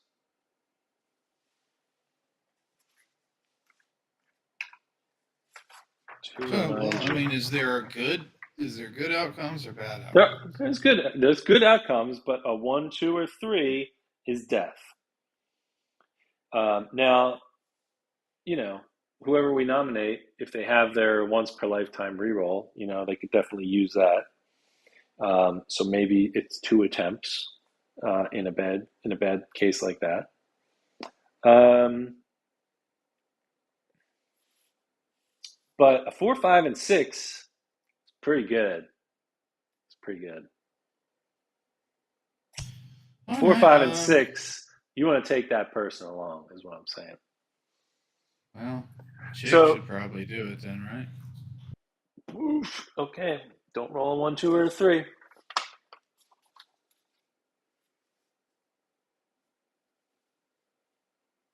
A 5, thank Jesus.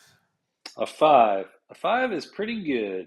So Chiswick will juggle some lanterns around. The survivor vigorously shakes a lantern and holds it. Watch. Survivors are not. They're not smart. They're not smart people. It Doesn't bursts seem like. into a blue light with a distinct hissing sound. The lantern grows hot in the survivors' clenched hands, burning their flesh. They bellow in primal triumph, gain +1 permanent strength. So there you go. All of your wound rolls are +1. And the Red Fist secret fighting art.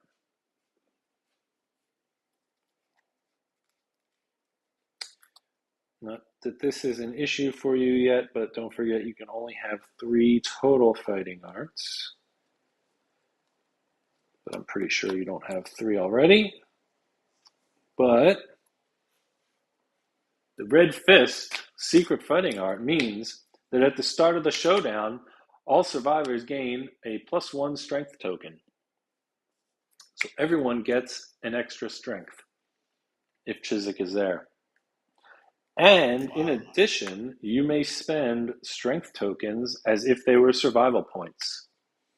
So if you get really desperate, you can cash it in and do something else with it. Nice. That's good luck. So that's a good. That's a really good. That's a really good fighting art. Tom has 3 strength now. 3 strength is pretty good. Yeah. Okay. Your settlement gains the Lantern Oven innovation. So there we go, a free innovation because Chiswick went juggling lanterns. So Lantern Oven. There it is. We now have heat. Departing survivors gain +1 survival. Departing survivors gain +1 survival. And that's every year when we depart.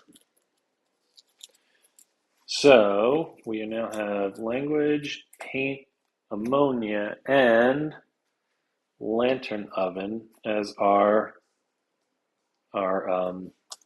innovations. And this will unlock some new ones. Lantern oven, that we can potentially get in the future. A language, ammonia, lantern oven, and paint. Yep. So 4 of them. When we get a 5th one, oh yeah, something happens. A special day. Did we gain another population? Oh, but we lost one too, didn't we? We lost one. Yep. Should update the death count. Yeah. So we didn't gain a new one yet. I used Elrond is one of the Chapper's twins, who's going to be our new tank.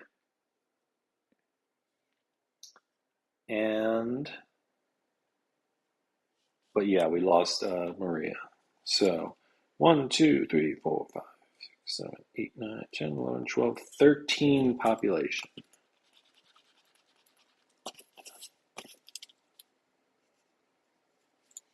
Okay, would be I thought nice. we gained one back. When did we gain one? I thought you did something like at the beginning that gave +1 survivor at the beginning of this phase. No, Settlement phase. no, we had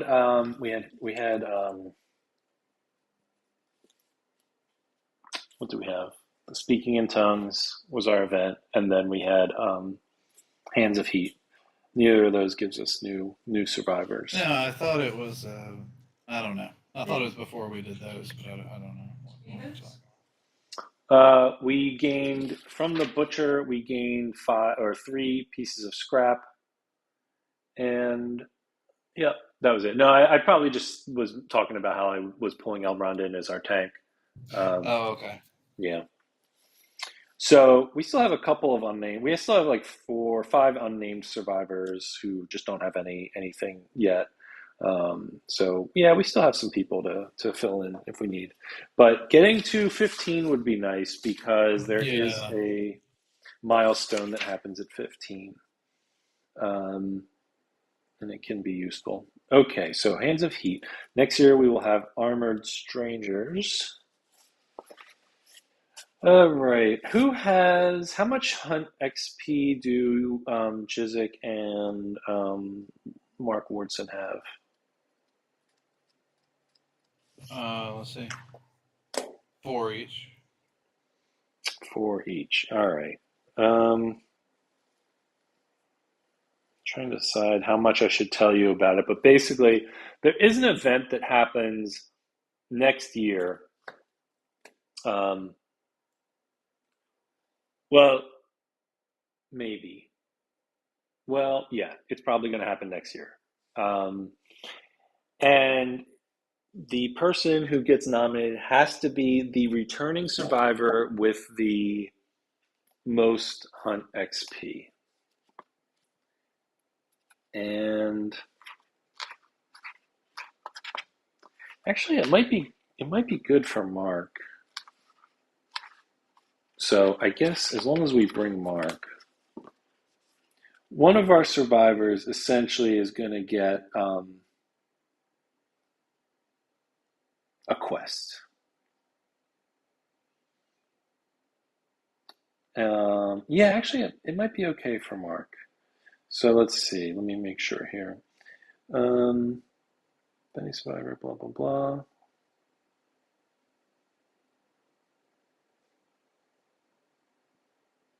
Most on XP. Oh, if tied, randomize. Oh, I don't like that. I don't want to randomize.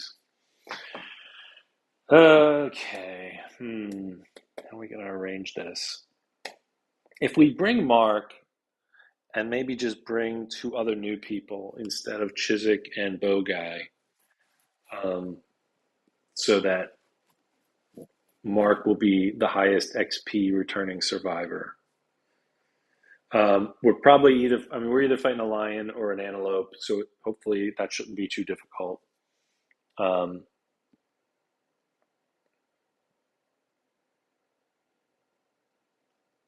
because I want to try to find a way to get this event to go towards Mark, because it really wouldn't All right. make sense for either of these two. So let's think about that. But before we go out and do a hunt, we still have these 4 endeavors to spend.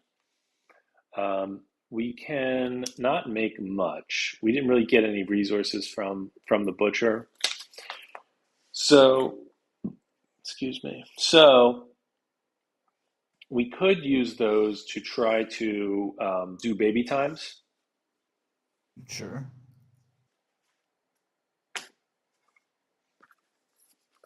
So let's see. Let's nominate someone to roll for baby times. They don't actually have to be the parent. Um, they may gain an understanding. Is anyone who's getting a lot of understanding? I'm going to try to get somebody. I guess Elrond has 2 already. Well,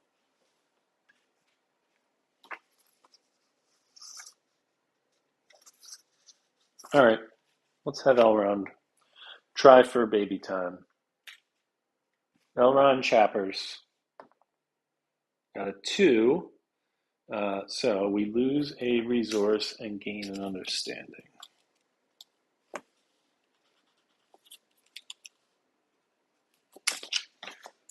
So that puts him up to 3, which means he gets Tinker. And a Tinkerer gets an extra endeavor every year when they're one of the people returning.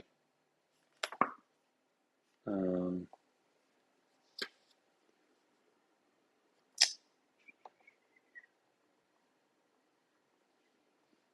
Wait, is that right? Tinker, settlement phase. Oh no, it's not Tinker, it's Epiphany. Sorry. Oh yeah, that's Tinker. Okay, duh. The event is called Epiphany. The ability is called Tinker. So when he comes back on a fight, instead of getting 1 endeavor, we get 2 for him. And then he's going to roll a 9, gets him +1 permanent accuracy. Nice. Making the Chapmans proud. All right, so that was 1 try. Let's see, try again. A 2. All right, well, another understanding.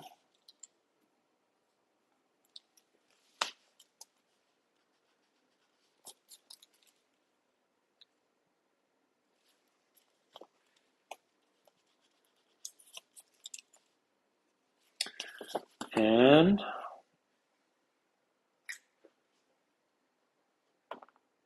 a 7. Not quite enough. Gains a survival. Last chance. A 2. No babies. Nobody's feeling it this year, Herky. Sons of bitches. All right, now we can go do some hunt. So what are we doing? Um, our options are lion and antelope. Um, we definitely still have things we could get from the lion. There's some weapons there that would be useful. But we have fought a lot of lions, so how do you feel about it? I mean, we can still go for lines. I don't care. Oh, that's the enthusiasm I'm looking for. That's lovely. All right, we're going for another lion. This stupid lion better give us the stuff we want. Year 5. Okay, so we have Elrond. Oh yeah, we have to figure out. We need. I need to not bring Bow Guy. Right. So Or yeah. So who do we want to bring instead? Um, what about sister? Elrond has a twin sister. Okay, so yeah, Galadriel has +1 understanding, +1 insanity. Everyone else is just blank slate. Um, do you want to bring the other Trapper's twin, or do you want to pick a new character and make, and then just give them a name? I'll just make a new character and name him. All right, what are we naming?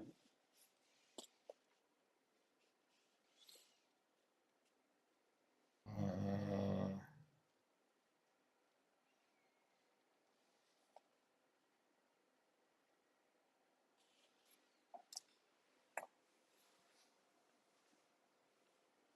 I'm just rolling random names in the app. All right, let me do that. I'm gonna put Bow Guy aside, and set up Galadriel Chapman. All right, so we have 2 Chapmans in this hunt. Mark Wardson, returning star, and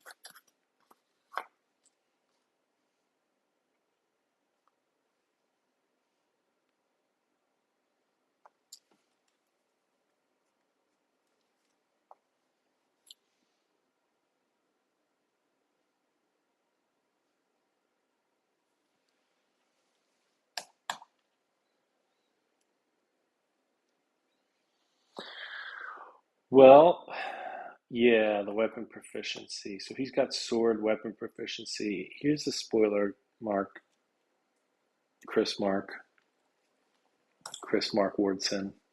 Um, that might not last very long, but it'll be pretty cool for this one fight. So let's remind ourselves what it does.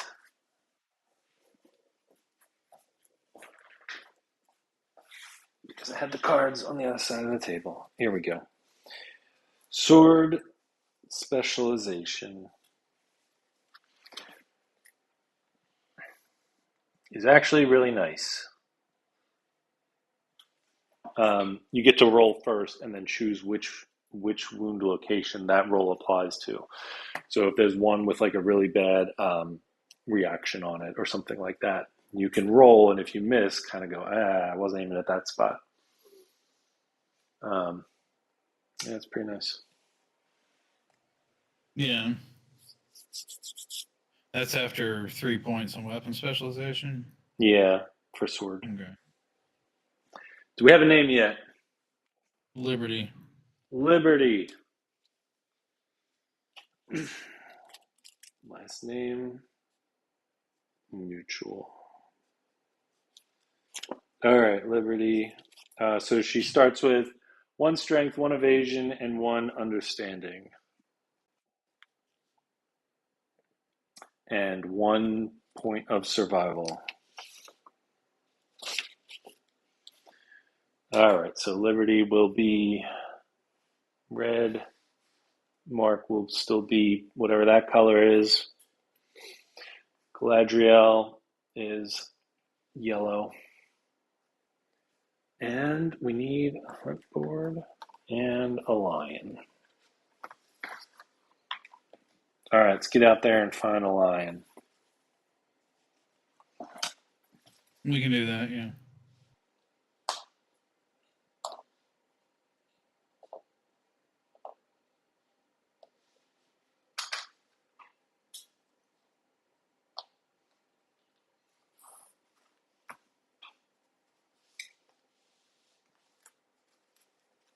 Okay, lion is here. One, two, lion's here.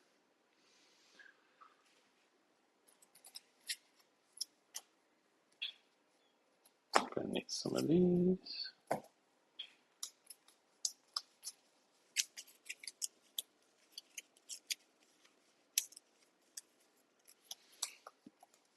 That is true. So when we leave, we will get a 2+2 survival.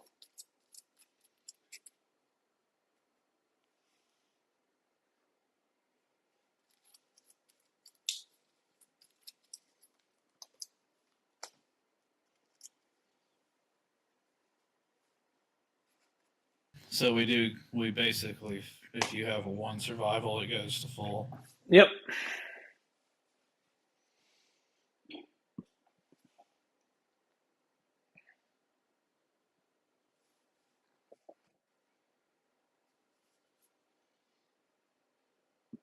All right. I'll get us started, and Galadriel will take the first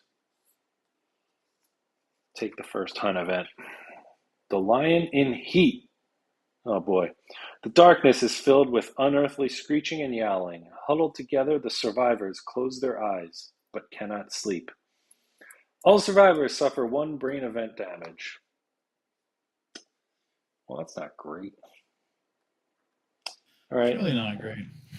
Lose an insanity, or check the box if you don't have any.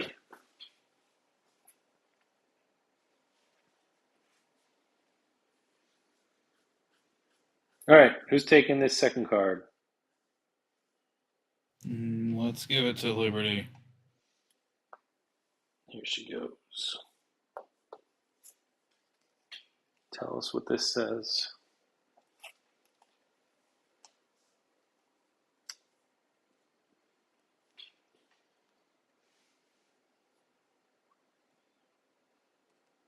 Oh, sorry. While the survivors stalk the white lion, the monster hunts something else. Move the white lion 1 space away from survivors on the hunt board in pursuit of its prey. The white lion starts the showdown with ground fighting in play. Okay, whatever. That's fine. Okay. Well, let me see. I'll move Elrond up here, and he's going to roll on a random event from the book. 73.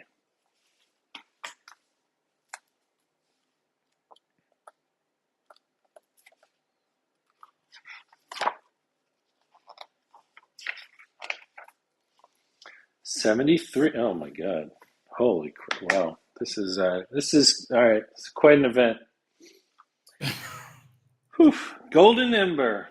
The way forward is blocked by dense gold-flecked smoke. If the survivors have a final lantern, it guides them through the smoke without any trouble. End this event. Oh, we got to get one of those. The survivors may push ahead and brave the smoke. If they do, each survivor gains 1 courage, and the event revealer, Elrond, rolls 1d10.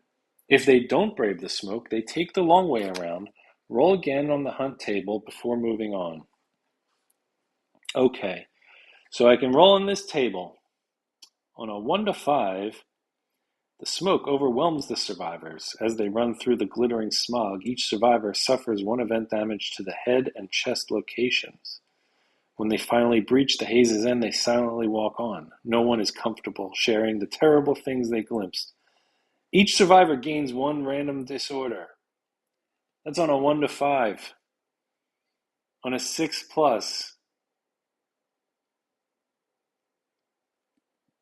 you can move on. I mean, I'll read it if we decide to do that and roll it. So basically, we can either choose to just do another event entirely, roll something else, or we can roll on this table, which is a 50% chance of everyone gains a disorder, and a 50% chance of we move on to the next space. What do you think I about mean, that? do we have a choice? Yes, yes. The choice is we either do, like I roll another event and we do another event, or we roll on this table. And on the table, 1 to 5 is everybody gets a disorder. 6 plus is we can continue on. What do you think? I mean, 1 to 5 is not like great Not odds. great odds, no. Yeah. Let's just do Um, another event. yeah, I'm really curious. Like, there's a whole lot of crap that happens. Um, there's a whole bunch of crap that happens that could potentially get you some stuff. But random disorders, some of them are fine, others are just really annoying, and some of them, like Fear of the Dark, mean that survivor like basically can never go out again. Um, so, all right, yeah, let's roll it again. Wait, hold on. Okay, we have not braved the smoke. We have bravely run away. Scent on the wind. A strong wind blows, bringing with it the sense of distant places and things. The event revealer rolls a 1d10. That's a 2. The monster catches your scent. It moves 1 space closer. Great. Oh, If that's this not bad. Yeah, if this movement starts the showdown, the monster ambushes the survivors. It did not. That's the end of the event, and that means boop, we're done. So we got to the monster. So yeah, that worked out pretty well. Yeah, aside from the 1 brain event damage, but we're getting 1 Sure. more courage. Do anything for Mark? I don't think so. I mean, I don't think eventually so. you I mean, get yeah, he has you have to get to like 9 courage to 9. Yeah, he has 4 right now. yeah. So it would be progress on that track, but that 1 point wouldn't tip the scales. Okay. All right, Lion. Couldn't have given us a baby lion to kill, could you? Not that we would have. I would have. You kill that lion on sight. Okay. These things go here. All right. Lion's in the middle. So we're gonna have some terrain cards. We get the classic 2 tall grass, everybody's favorite, and then 2 random cards. What happened to Tom? I haven't heard I don't know. anything I from him. texted him. Yeah. I said, "What's Sick. up, man?" He's out celebrating Canadian Thanksgiving. You know how he is. Super Canadian. All right. 2 terrains. We got some plants and more grass.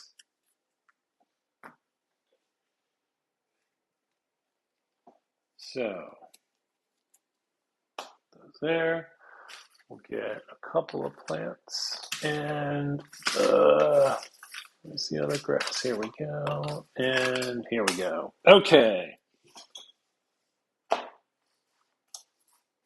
So we'll put Elrond This mini looks way better than Elrond is actually geared for right now, but it's the closest thing I have. 3, 4, 5, 6. He'll go here. Put the grass like that. Grass has to be 4 away from each other. So maybe like over here.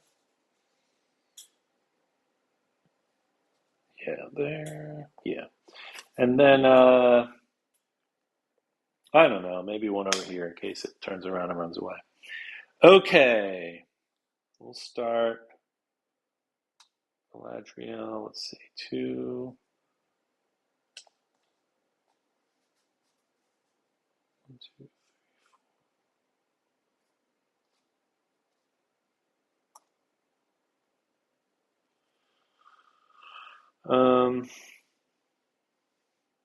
1, 2, 3, 4, 5, 6. Yeah, that should be okay. Actually, maybe there. Okay. And any preference, or you want to just line up like this? If the lion does Yep. this, then you are 1, 2, 3, 4 for Mark, and 1, 2, 3, 4, 5, so they can both get behind from there. Good. Okay. All right. Now let's build this deck.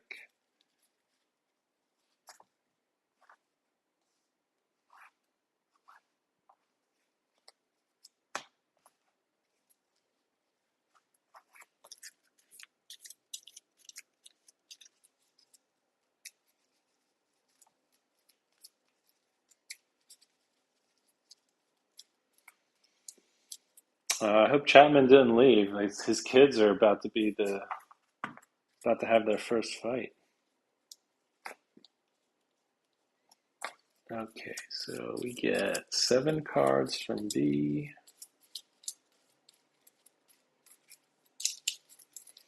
1, 2, 3, 4, 5, 6, 7, and 2 cards. 3 cards? 3 cards from A.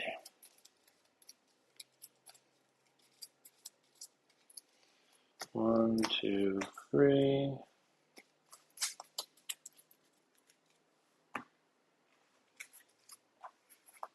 Yeah, nobody saw that. Shuffle these all up.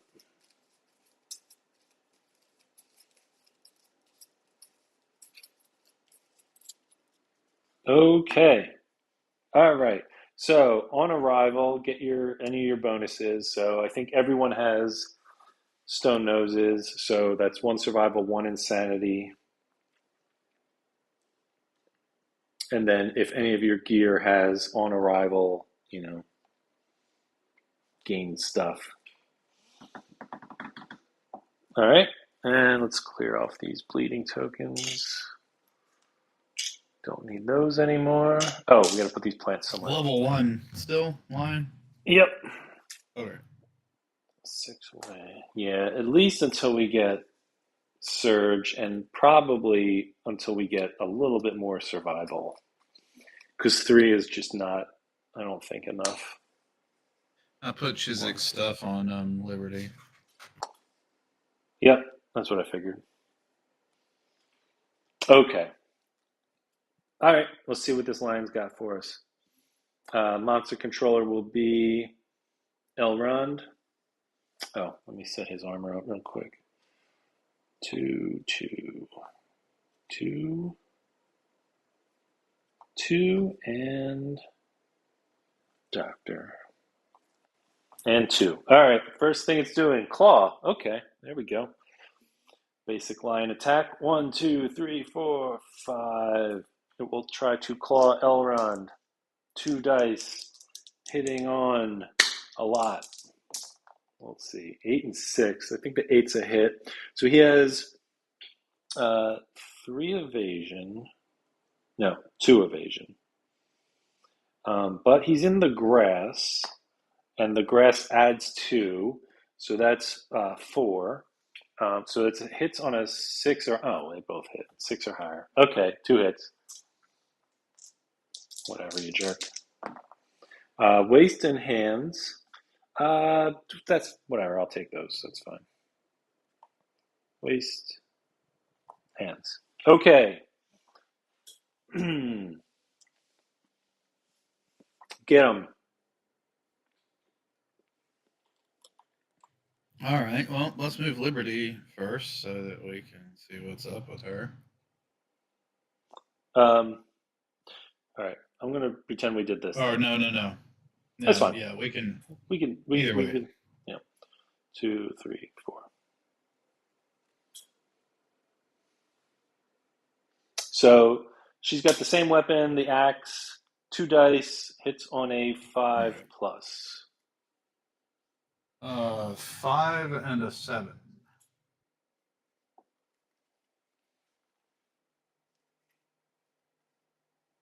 Now the line does start with ground fighting, but I don't think that. Oh, ground fighting. Yeah. Oh, that's blurred. All right. Well, whatever. Fine. Okay. I have to cheat now and look at his. Oh, I forgot. That means it just sits there in the middle Yeah. All right. until we come on. It's not in his deck, so I'm gonna reshuffle his deck and I'll grab ground fighting out of here. Yeah, I should put like something on his deck so I remember to do that. Okay. Well, it just means we can start the fight off and do whatever we want. Um, so we'll reset Elrond's armor. We'll reshuffle this deck. So ground fighting is in addition to the cards in his deck. Good call, Mark. It is not, yeah, it's not counted. So basically, he has got one more card than he normally would have. And I'm going to reshuffle these hit locations.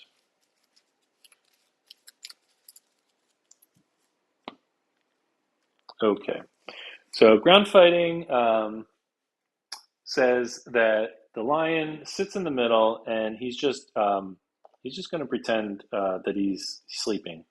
And the lion is waiting for one of us to move into this area and try to use an ability, in which case it cancels that ability and it hits us instead. So it traps you. But we can get past that by having The Galadriel bow just user. shoot him with bows until she gets him. Yeah.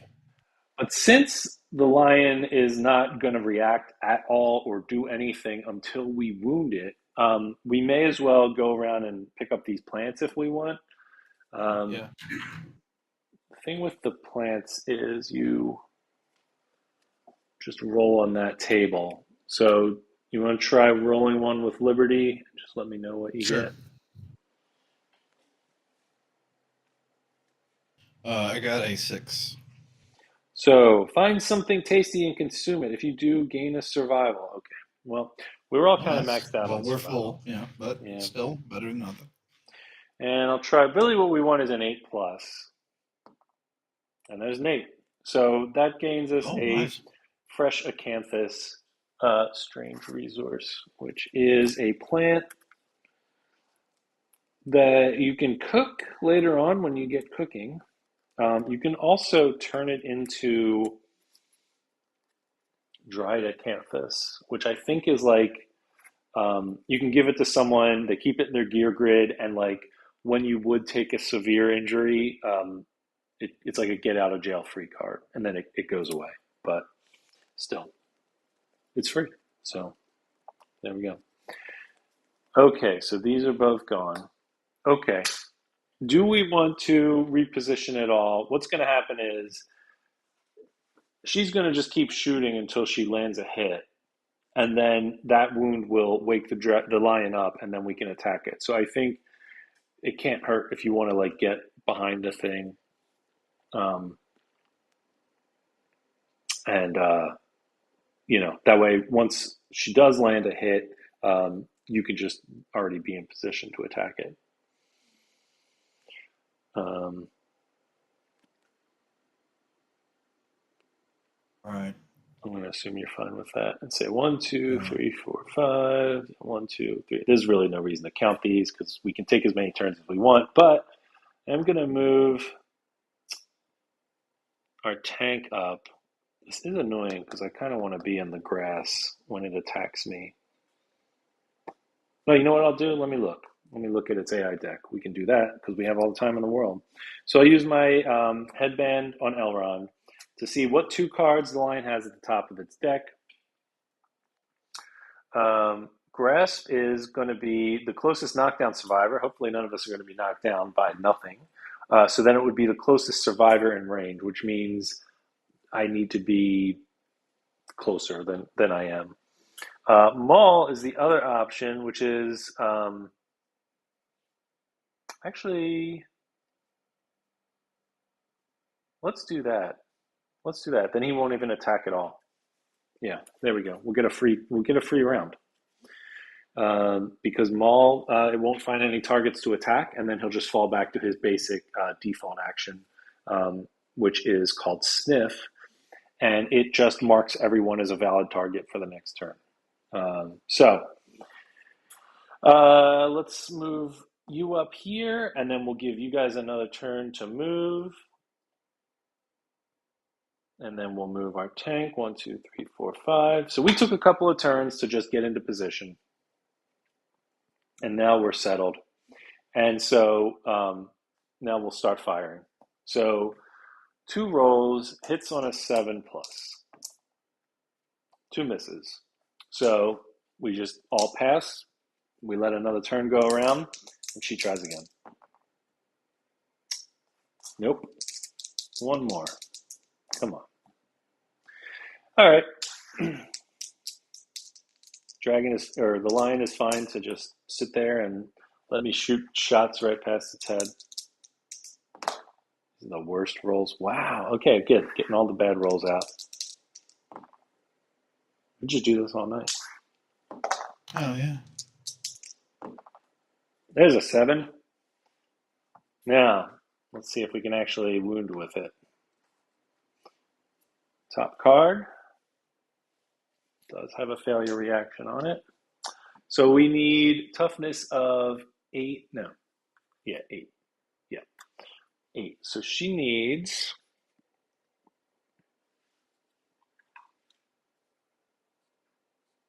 a 3, 4. She needs a 4 or higher. That's a 4. So that's going to be a wound. We'll take oh yeah, that kind of screws my plan over because I just wounded the card off that I wanted him to use. That's fine. Ground fighting gets discarded, and that's our turn. Well, now it's still our turn. So she's used her turn. These 3 still have their turn. Okay.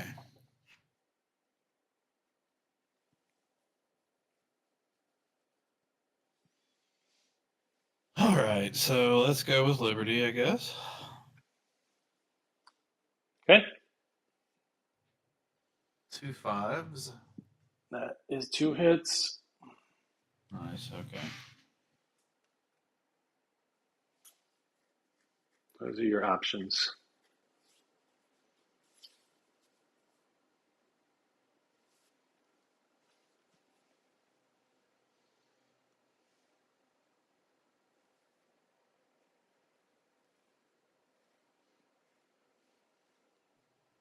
I really, really hate that beast back then. Mm-hmm.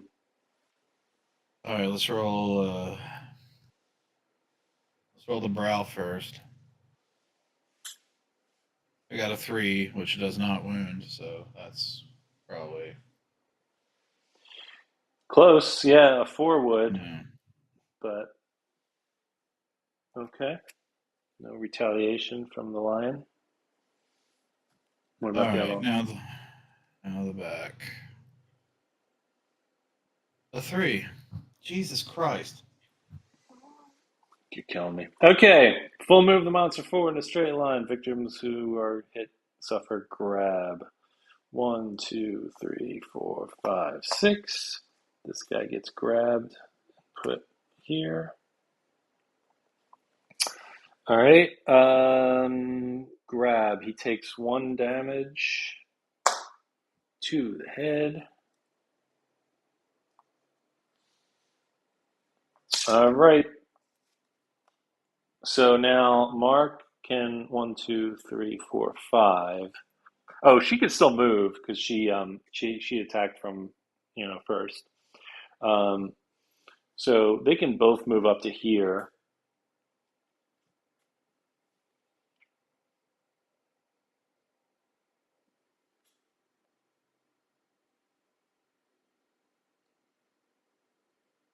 Wait, what do? Yeah, let's move her up there. One, two, three, four, five. I mean, yeah, it depends on how much you want to get an attack off. Like Mark could use dash to close the gap and still do an attack this turn, or you can just move him up to here. I don't know. What would you do? What do you think? Would it be worth it, you think?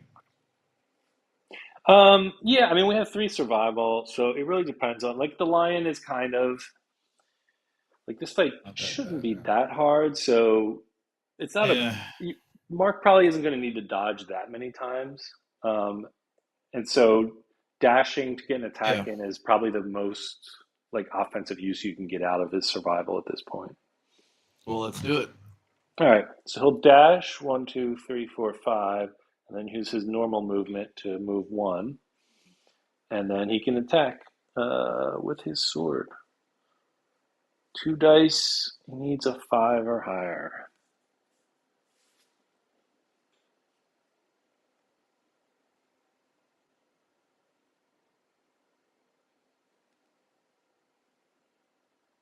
A 10 and an 8. Those are two numbers.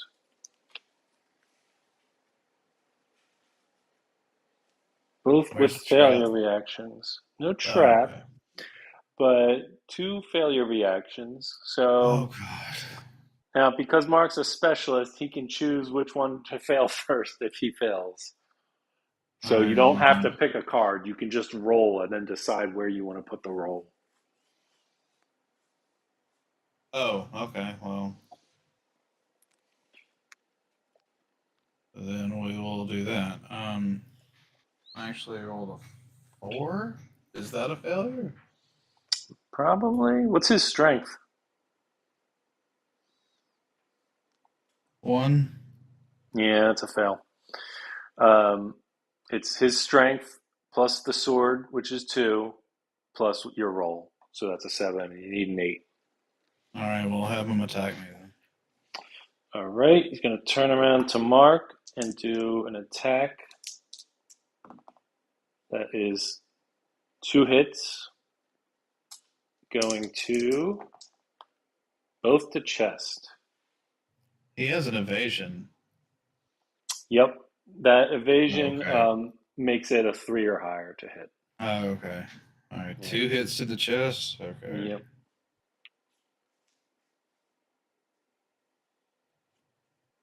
Okay. Now he's still in range, so he can still. Oh, well, you have to. Yeah. Um, I'm attempt. gonna do Ooh, my other attack. oh no! Don't fail on this one. I'm gonna try not to. Oh no!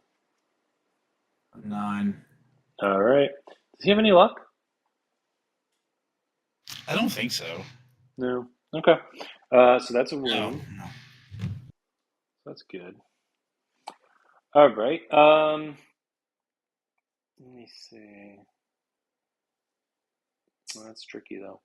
Okay, so we'll use Galadriel to stand up Elrond, and then Elrond will uh, use his headband to peek at the AI deck and see what we got coming. Claw. One, two, three, four. Okay, that's fine. And Smart Cat. Oh, I don't like Smart Cat. So I'm going to put Claw on top. And I need to get Elrond in front of the lion because the next attack is going to be the closest survivor facing. So I can go one, two, three, four, five. And then I'm going to use a survival and dash into here so we can make it Elrond instead of Mark. Um, and then hopefully we can get this guy off my damn grass. Okay, so that was our turn, right? Yeah. Okay, So yeah, and he's going to do claw, which is his normal attack. 2 dice. So 8 and 10, those are both hits. Both to feet. So I'll take that. That's fine. He has 2 armor at the feet. So now he has no armor at the feet. All right. Get him. All right. Yeah, this is a bad situation. So we should try to get people out of the lion's path. Oh, yeah, I'm with you on that. I guess move Mark Hortson around behind him. That's just an easy, whatever. Mm-hmm. Hit him twice. Mm-hmm. Or attempt to. A 1 and a 3. That means I hit him none. That is correct. So that was good. Mm. So let's move Liberty to the side of him, I guess. Yep. She needs a Okay. 6 to hit from there. 4 and a 2. So added together is a 6. Mm-hmm. Mm-hmm. But Nice. that doesn't count, I don't think. Let's try Wait, shooting. What's up? wait. So it's a 6 to hit him on the side? Yep. Or does that count my. Oh, I don't have any accuracy. Never mind. Yeah. Oh, Elrond does. I Okay. forgot about that. Okay. Let's do the bow thing. So she'll go down to 1 die to hit on a 5 or higher. That's a 1. All right. So we're all just within this turn. Elrond will look ahead because we don't want Smart Cat to come out. Here we go. Closest in range. Oh, that's good. Claw. Okay. So we're going to put Claw on top again. Closest to hit in range. And we're going to go here. Closest facing. Yeah. So neither of you are facing, which means I can just go 1, 2, 3, 4. Now I'm back in the grass. Or 1, 2, 3, 4, 5. That's better than I'm not right next to Bo, next to Galadriel. The only thing is 1, 2, 3, 4. Oh yeah, she could still get in range. Okay, yeah, they're both good. Okay, so I'm going to move him over here, and that will be the monster's turn. So it does claw again. Closest target facing in range. These are the only 2 facing. He is closest, so 1, 2, 3, 4. And then attacks with 2 dice. So a 2 and a 4, those both miss. All right, now we're back on track. Okay, get him. Okay. All right. Well, I guess let's move Yeah, they're both in Mark range. Ortson up or wherever to, whichever makes sense. If you want to get behind them, that seems like the best place. Yeah.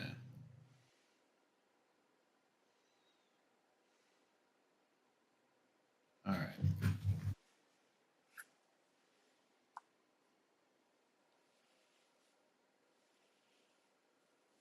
8 and a 1.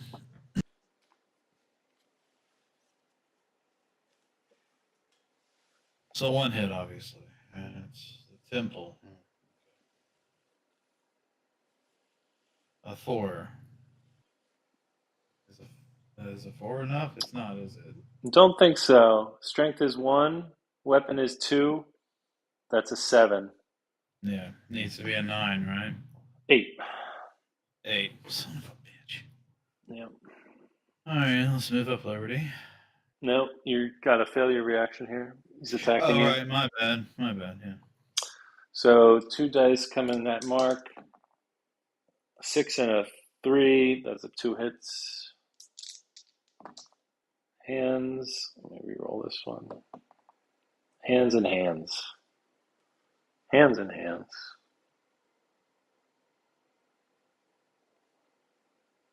Well, that's bad.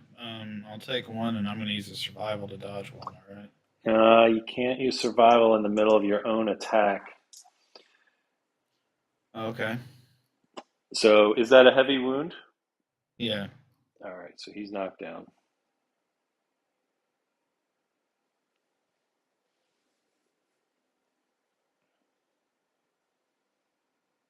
Okay. And that was a bummer. Mm-hmm. All right, let's move Liberty over there.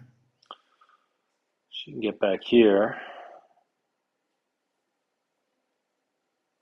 Okay. 10 and a 1.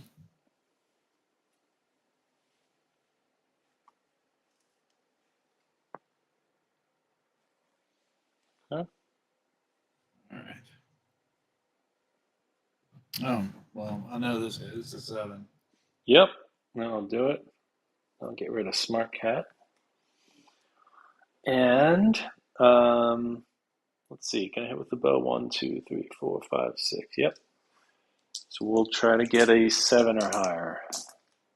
There's a 9. I'm going to call that a 3.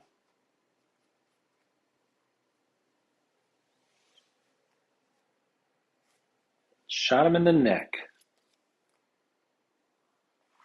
See if we can land a hit. 10. Nice. So that's a critical. So that'll be a wound. Now this crit has its own table at the bottom. Let's roll on that. That's a 9, which is paralyzed. The monster is knocked down. Too bad it was kind of near the end of the turn, but not bad. So, yeah. Oh, man. Be nice if we could have done that earlier. But still, we got a wound out of it.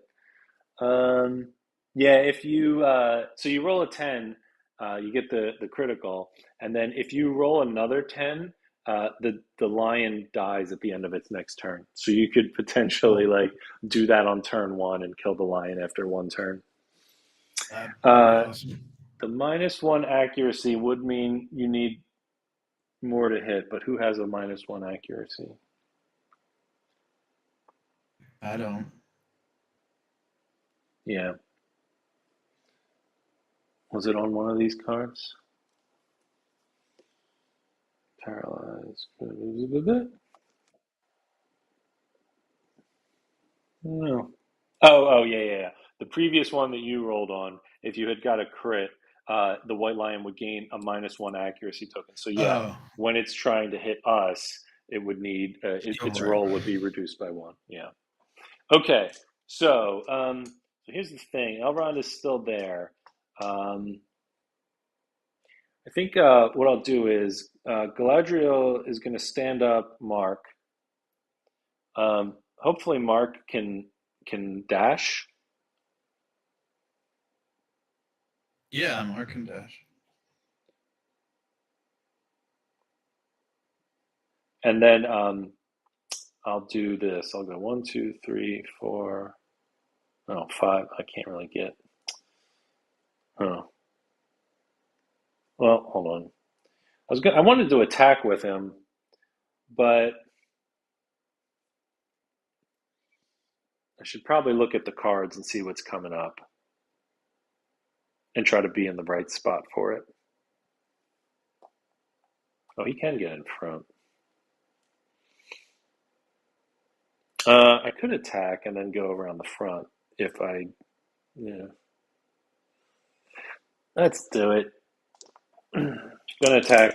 So Elrond has a blade, a bone blade, same one Mark has. So it hits on a 3, 6 and a 7, Oh, well, there you go. and a trap, of course. So a knocked down monster will stand on a trap. That's fine. It's better that he gets it instead of like someone else getting it next turn. So actually, that works out well. It just means he's going to turn and attack me, and that's fine. I kind of want him facing this way anyway. So Right. here we go. 2. That's a 5 and a 2. Let's see. Does either of those hit? 2 evasion plus 2 from the things means he needs a 6 or higher to hit. Yeah, those both miss. Okay. So 2 misses. That's actually achieved everything I wanted, which was for the lion facing Elrond with Elrond in the grass, Yeah. and yeah, I tanked the tramp. So good job, Elrond. Yeah, there you go, buddy. It's perfect, all right. All right, so Yeah, reshuffle that. kind of out of focus for me, the dice and everything. The board. Yeah, I should turn off the autofocus. Sometimes this thing uh, it like. Yeah.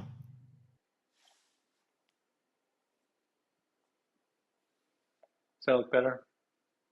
Yeah, it does. Okay. Yeah. If I hold my hand up too high, it refocuses in the middle of nowhere. Okay. So we didn't get to look ahead this time, but let's see what this line's got next. Oh, this nonsense. Size up. Okay. Random threat in field of view. So that's everybody. Um, we need a random number. Let me see. I don't have a four-sided die. Wait, I have a 20-sided die. We can do that and divide by 5. Yeah. All right, it's a 9, so it's 1. Um, Wouldn't it be two? 4, it's 4. It's 4. No, wait, it's not divide by 5, it's divide by 4. So Oh, it's modular 4, so basically it would be like 4, then 8, and then 9 is the next like set. So you do like 1, 2, 3, 4, 1, 2, 3, 4, 1. It's a 1. Anyway, it's all around. So right, like 9, not divided by, but mod 4 is 1. All right. okay. So like the basically mod is like the remainder. So if Yeah. you divide by 4, the remainder is 1, and you'll always get a number from you 0 to. Oh wait, no. But then wait, did I confuse myself? What? 1. Yeah, I'm right. Okay. So, intimidate. The monster stares down its prey. Turn to face the target he's already facing. Roll a 1d10. That's a 10. On a result of 4 plus, the target suffers 1 brain damage per monster level, which is 1, and is knocked down.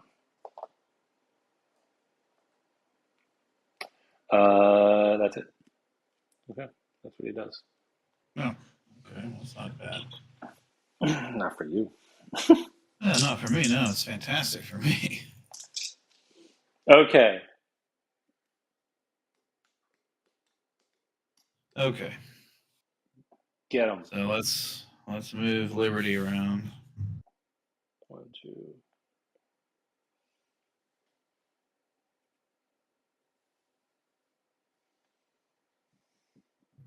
5 and a 4.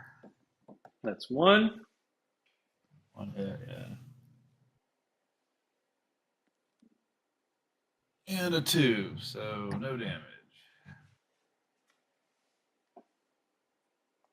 Okay, Mark Ortson's turn. Wait, what? A failure reaction. Oh, wrong die. What? 2. It had a failure reaction. Did you not look at the Oh, card? Card. Failure. no, I didn't. Yep. Oh, for Okay. fuck's. Well, he was already knocked down, so I guess he did take 1 damage to arms. But All right, okay. I can get him back up. Yeah. Someone should do that. Yeah, let's let Liberty do that one. Yeah, So she's she not gonna be spends able a to. survival. Okay. Well. Okay. Mark Ortson can come in behind him then. Mhm. Still.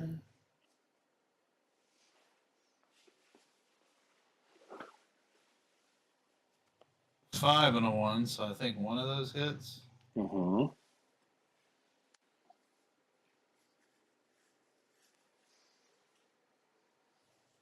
And a 4, so that's a miss. So you're going to swing at Chris again. Or Mark, I mean. Jesus Yep. Christ. All right. That's 1 hit to the feet. Well, at least you can take that. Okay. Okay. I'm also going to say Mark did this instead of that, but either way. Okay, now she had to move, I believe. One, oops, 1, 2, 3, 4, 5, 4, 5, 6, still out of range. All right, so this guy, I'll look ahead. We've got Combo Claw and Revenge. I don't remember who was the last person to wound him. Closest threat facing Combo Claw. If the attack deals damage more than once. Okay, we'll do that. And I'll move Elrond 1, 2, 3, 4, 5. Okay. Monster Controller goes to Galadriel, and the lion draws Combo Claw. So Combo Claw attacks twice. It hits on a 6+. 2 hits. Chest and waist. So I'm gonna dodge one of those. Guess it doesn't really matter. I will dodge the chest hit so that the extra damage doesn't trigger. So it did only deal damage once, so there's no combo follow-up. So that is it for the lion.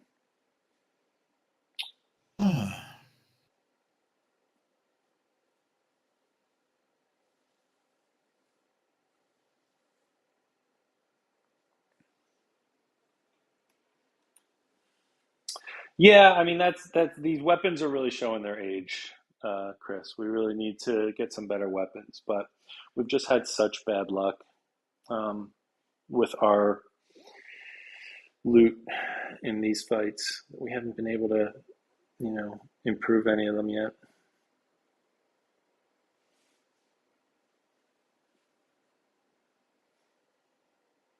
Okay.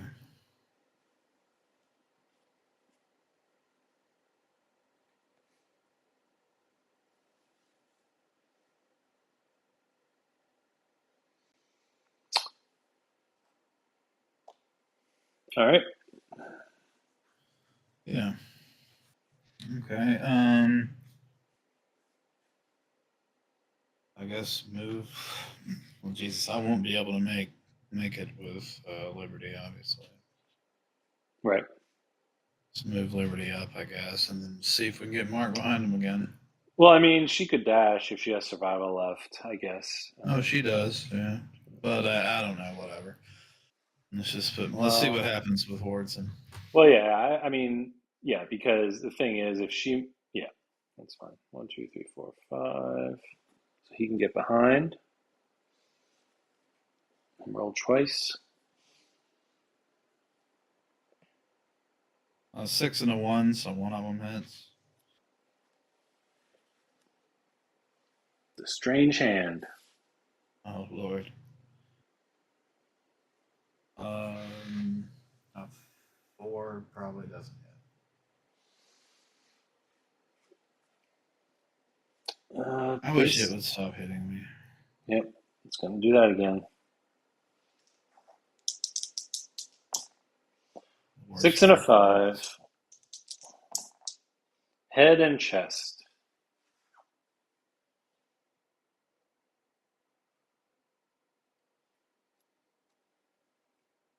He gets knocked down. That's a heavy wound to his chest. All right. We'll shoot an arrow at him. Shoot 2 arrows at him. 1 hit.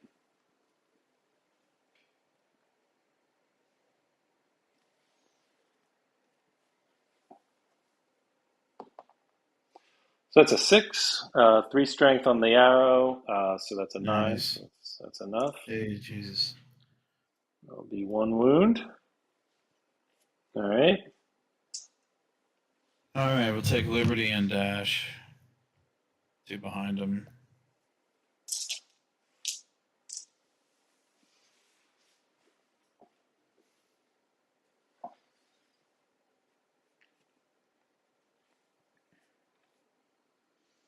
Two dice, a 10 and a 9, so both hit.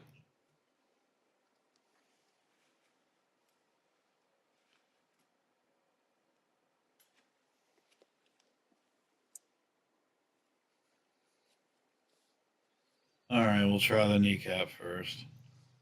Mm-hmm.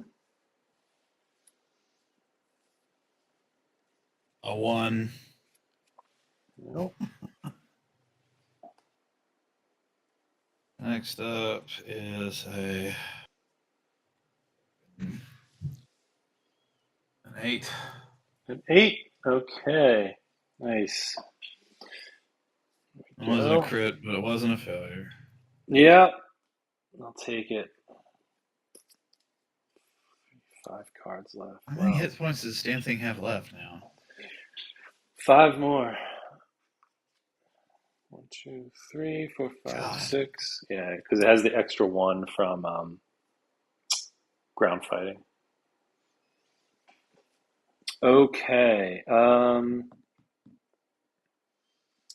So Elrond will. Oh, I can't look ahead because, well, let's see. We know what cards are left. Closest threat facing. This is closest threat facing. They're all close threat facing or ground fighting. So Mark is not a threat because he's laying down, which means closest threat in field of view is going to be next. So I'm going to want to be in field of view. So what I'll do is,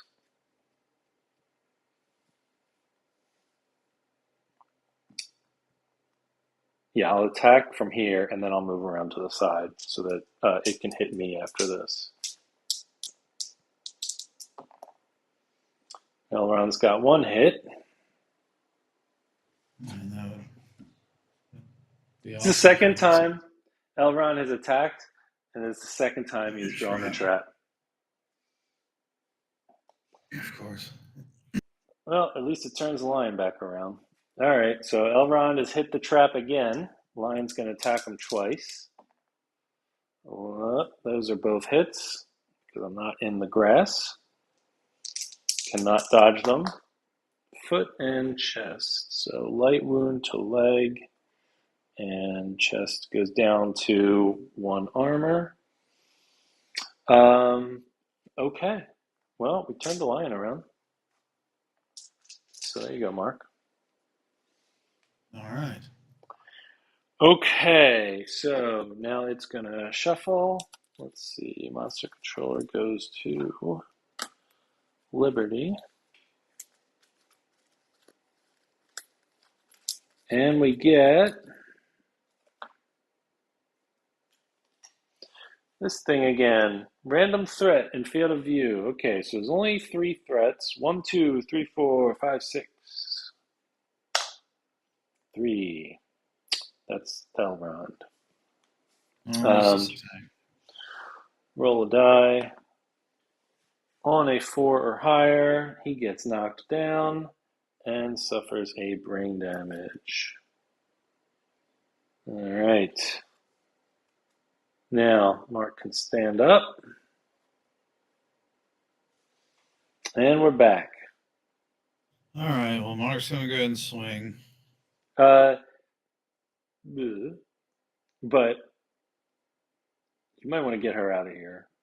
Because if Mark fails and it charges, they're both getting taken on a ride. All right. All right, so I guess I can't walk through you, can I? No. All right, just put me to the right of the monster, like its right hip. Hmm. All right. And we'll roll for her then.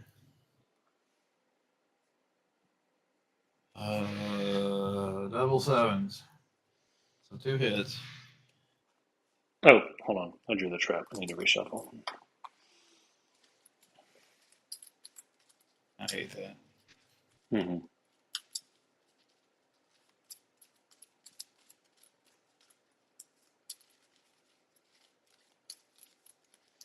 All right.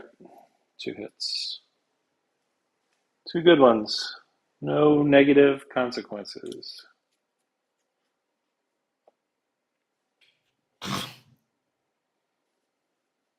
All right, let's go first. Groin first. I rolled an 8, so I did hit it in the groin. All right. The fuzzy groin. There's one. All right, next. Rolled a 9. Nice. The I don't neck. think unfortunately no luck on that one. Well, 2 wounds. 2 wounds, yes. I'll take that. 3 cards All right, left. now Mark. Mm-hmm. 9 and a 5, which I think are both hits. Yep. All right. 2 more easy ones. Oh, thank God. All right, well, it doesn't really matter then. Hold on. Well, also, you don't So even have to an pick. 8. Yeah, with him, you can just choose which one you hit with that. Which is the least fun to hit with it? Oh, critical.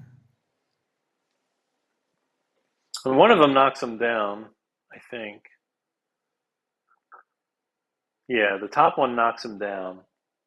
All right, then we'll do the femurs, the one I rolled an 8 on, and we'll try again on the top one. All right. Wait, did I say? Yeah, 3 cards left. So now there's 2 I cards got left. a 9. I'm pretty sure he does not have luck. No luck for Mark Wardson, but still down to 1 card. It's this stupid size up card where he does brain damage to people. So let's see. Maybe I can shoot it out of his deck. Yeah, that'd be great. Sevens. 2. Nice. All right. Well, one of them's the impervious location, so that's annoying. This one is the one where he jumps back and lands on Mark. I don't think it would hurt him, but it would knock him back. Actually, it wouldn't be that bad. I think it would knock him down, but he would stand up after the Lion's next turn, and Mark's already gone this turn, so it's Yeah. not that bad. Yeah, it's not the end So, of the world. Yeah. what should I try first? Let's try the actual wound, the one that I can wound. Okay. Of course, that's a 1. Yeah. And a failure knocks him back here. Mark gets knocked down.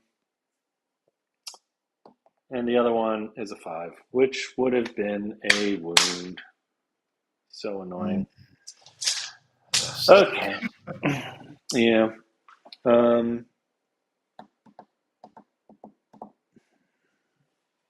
Okay.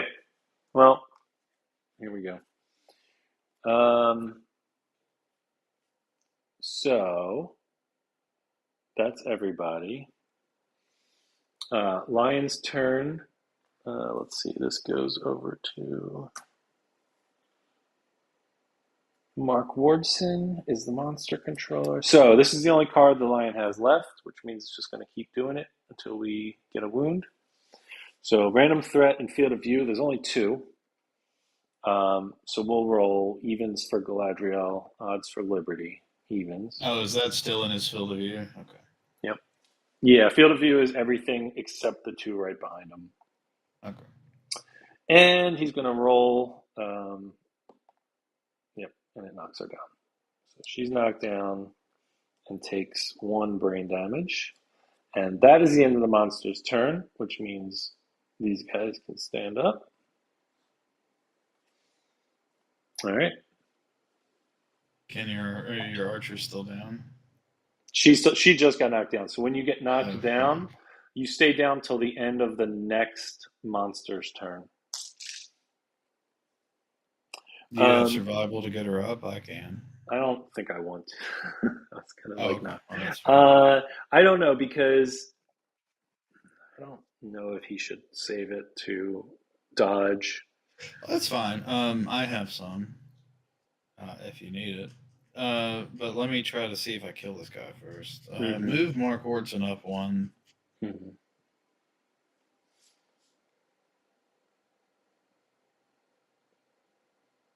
7 and a 3. So there's certainly one hit. There it is.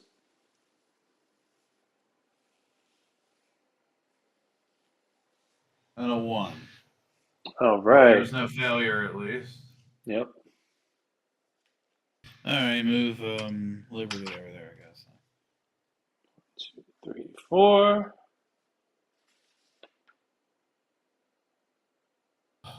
3 and a 10, so I assume it's one hit. So this is a reflex, which means he's doing it no matter what. Okay. So get a wound out of it, I guess. 5. I think that's enough. That Yeah, is her enough. weapon Yeah, strength is certainly. 3, so that gets Plus this out of one here. strength on the characters. So 1, 2, 3, 4, 5, 6.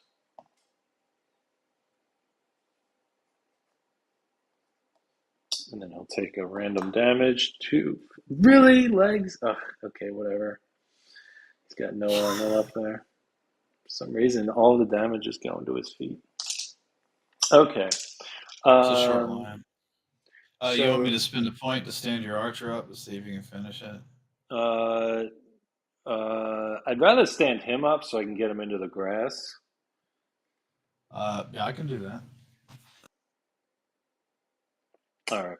So we'll stand him up. He could attack first and draw the trap naturally and then move into the grass. Yeah, all right. He'll take a shot. Yeah, take the chance. Why not? 6s. Nope, 5 and a 2. All right, whatever. Boop, boop, boop. So he'll come down here. All right, Lion's turn. So Lion's going to do his basic attack, which is come down here and roll 2 dice. It's 8 and a 10, so those will both hit. Head and waist, that's fine. I can take both of those. Nice. All right, so that's the Lion's turn. She stands up. Okay. All right, let's try 7s hit. 1 hit. Not a trap. Oh, I have to take this back. Oh, That'll do it. So that's a 6, 3 strength from the nice. bow. Dead lion. Yeah, that was harder than like. And then the last ones. That's Yeah, I crazy. mean, well, Chizik's strength makes a big difference. Um, there were a few times that Yeah. even Liberty missed. Like that's the other thing is the axe only has one more strength than the sword, but it makes a huge Yeah. difference. It She was does. way Yeah. more consistent than he was, so just from that one point of strength. Yeah, that was tough. Yeah. Tougher than the last Yeah, couple it were. was. Yeah, a lot tougher than I expected. But Well, let's see what we get. yep. Okay, so we get one hunt XP and one weapon proficiency if you earned it, which Elrond did not. Um, Mark Hortson, both of mine did, I think. Yeah, they definitely did. They did almost all the wounds.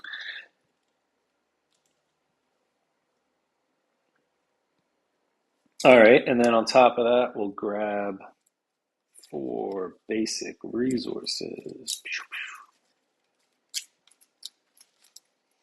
1, oops, 2, 3, and 4.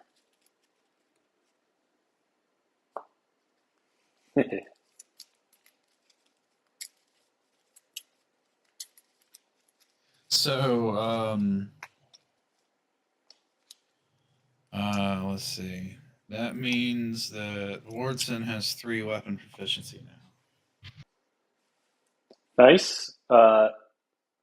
Wait, he already had three. No, he had 2. I thought. Uh, well, we were using his sword proficiency during the fight. That was the thing where you choose which one you want to apply the. Oh, okay. I thought he got that last time because, as we said, the weapon proficiency. He's now a sword. Let's Oh, see, what's okay. Yeah, his? yeah, yeah. Yeah. Like I said before now. Yeah, he's done 4 lion fights since we started, so definitely, and the butcher fight. So That's he true. should he should definitely have that. Basic resources: hide, organ, and the wild card. Lion resources. Come on, you son of a bitch, lion. Bones, fur, fur. I hate this lion, dude. I hate this lion. It's the worst. This is ridiculous.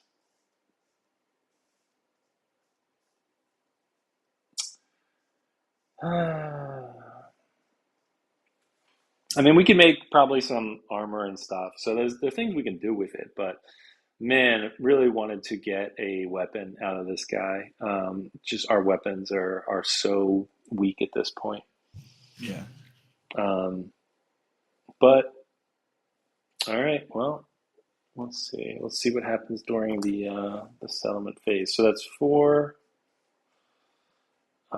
endeavors. Elrond has Tinker, which means we get an extra one. That's Oh. 5 endeavors. And where's our settlement sheet? There we go. Okay, so we have what time is it? 10 of 12. It's almost midnight. How much do we want to do? Do we want to do settlement event or do we want to save that for the start of the next session? We can Or do this. We can do that next session if you want. It is getting close, pretty late for you. it's not a problem for me. I'm off this week. So, either way. But Okay. Well, it's a good breaking point, but also if we're just curious to see, there is an event coming up. Um, and we could try to innovate because I'm curious to see like, we really do need some innovations as well because we're kind of low on um, survival points and we still need surge. So, kind of curious to see what we get out of that. Um, sure. okay, let's see what happens because there is an event coming up and it's going to be it'll be interesting. All right, so let's do a regular settlement event. Okay. We'll call it before the next hunt. Sounds fair. And then we got to think about if we just keep going to this stupid lion or if we try to see what the antelope's got for us. I don't know if the antelope really has. Well, I haven't really used the antelope's weapons that much, so maybe it's a good idea. Maybe not. Yeah. The, Isn't there like a spear or something? no, that's the lion. That's the annoying thing. Um, Well, the what are the nice? lion has a spear with the great cat bones and then the lion claw. But we haven't been able to get a lion claw. There's two things that you can make with a lion claw that would be really helpful for us right now. One is the spear. The other one is a special arrow you can make for the archer. You can only use it one time per fight. But if it hits, it gives the monster a -1 evasion. So basically, all of your hit rolls for the entire fight are a little bit easier. It's like a Oh, that's plus one nice. on all your hit rolls. Um, so like that would be great. We have not seen one. And then of course the cat eye. We haven't got one of those either, but there's only one of those I in the thought deck. we So. did get a cat eye. Oh wait, no, we did. Oh, Yeah. I forgot I had that. And that would have been like really useful for me to remember that while we were fighting the butcher. Could have Yeah. been What does it do? It lets you look at the next three hit locations and put them back in any order. Oh, Jesus Christ. So all those traps. Oh my god! I forgot I had it because I've been playing with some other friends, and we have a campaign going, and we have not been able to get the stupid cat eye. So I'm sitting here thinking, oh man, if we could just get that cat eye. Yeah, I All right. thought there was some other thing we wanted from the line. That's why we were going after it The still. the weapons, yeah, the weapons. Like our weapons are really bad. Like you just saw it. Like our weapons are so bad. Like if we Yeah. had the spear is so good. You can attack from two away with the spear as well. So Oh, that like is good. yeah, it's really nice, and it's actually really nice against even the butcher because all those attacks the butcher has where it was like hit Bleed, yeah. everything around him. Well, Yeah. you can stand two spaces away with the spear, so you're like a second ranged weapon. Oh, Oh wow. my god, this event! Why did we do this? I'm going to bed. What This did you is get? this is so bad. Randomly, oh my god, it's random. Okay, randomly choose a returning survivor. Man, Oh, we yeah. have a Doesn't Mark Wharton complete a quest, too? no. It's not. We're not there yet. We need to Oh, we need to do this first. Randomly oh. select a survivor. All right. How are we gonna randomly pick a number from 1 to 4? Hey Siri, pick a number from 1 to 4. A random number between 1 and 4 is 4. God damn it. What'd you say? I'm so angry right now. Okay, Mark Wardson gains 3 insanity. Let me know when you got that. Is there a limit on insanity? Nope. Okay, yeah, I got it. Okay, Mark Wardson is about to have a very different kind of Thanksgiving feast. Mark Wardson consumes the skull of a deceased survivor. They awaken a hunger that cannot be stopped and roll on the table below. They gain the following impairment. Marrow hunger. Mark Wardson now has marrow hunger. Write that under impairments.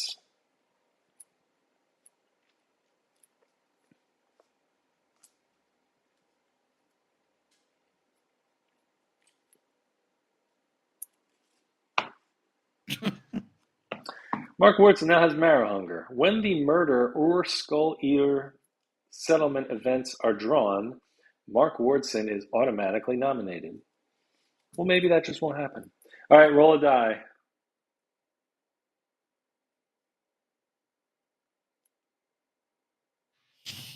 A 1. Jeez. Really? Yeah. Well, I hate to tell you this, but that's the end of Mark Wardson.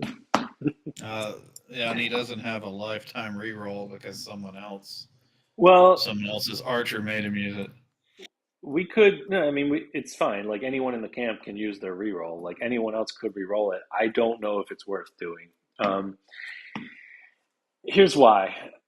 Basically, it's just going to be murder all over the place with this guy if he lives. Oh, this is so annoying.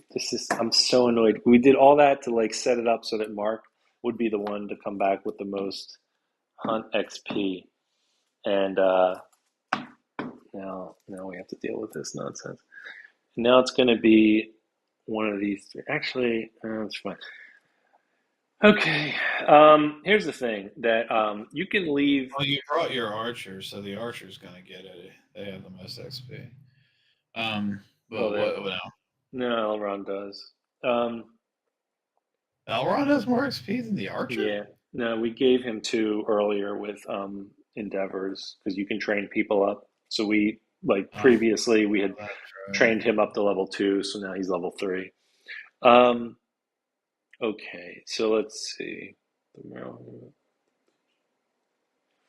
There are ways this can go better. They all end in murder being added, so you kind of have to know what murder is. Um, they lose all survival standing, skip the next hunt. If they don't, oh, okay, yeah. I mean, if you roll a 10, he can clear it. you know. Anything else from 3 to 9 is going to result in murder happening next year. So when murder happens, what you're supposed to do is that the person who has the most XP in the entire camp is dead. If it's a tie, you can choose, which would probably be either Mark or Chiswick, probably. And then the person in the camp who has the highest insanity is the murderer. So that's the normal rules for murder. When you have somebody with this marrow hunger, when murder happens, you have to choose them as either the murderer or the murderer, the murdered. All right, yeah, we'll just have him killed then. Hold on. So you could say, oh, Mark Wardson was the murderer, and then he's going to kill the person with the most XP. Or you can say Mark gets killed, and then you're just delaying it till next year. Now, I'm so annoyed. I'm just so annoyed by this. It's like the worst thing I could have drawn. Literally, aside from actually drawing murder itself, this is probably the worst thing we could have drawn right here. After that annoying ass lion fight, and we had the good butcher fight, I was like, yeah, let's just have a chill settlement phase, do some cool stuff. Nope, Skull Eater. Okay, yeah, I don't know. I don't see, like, unless we can roll a 10. Um, and just keep burning lifetime rerolls until we get a 10. There's not much we can do about this one. On a 3 to 7,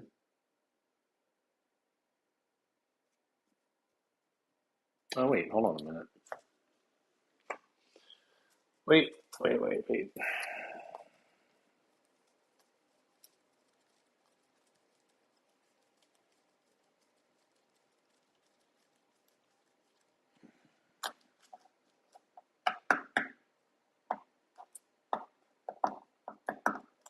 Yeah.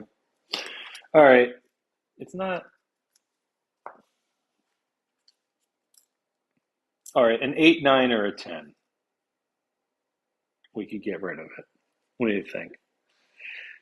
Burn a I don't know. What do lifetime you rule. think? I think it all sucks. Don't dump it on me. Come on, give me some feedback here.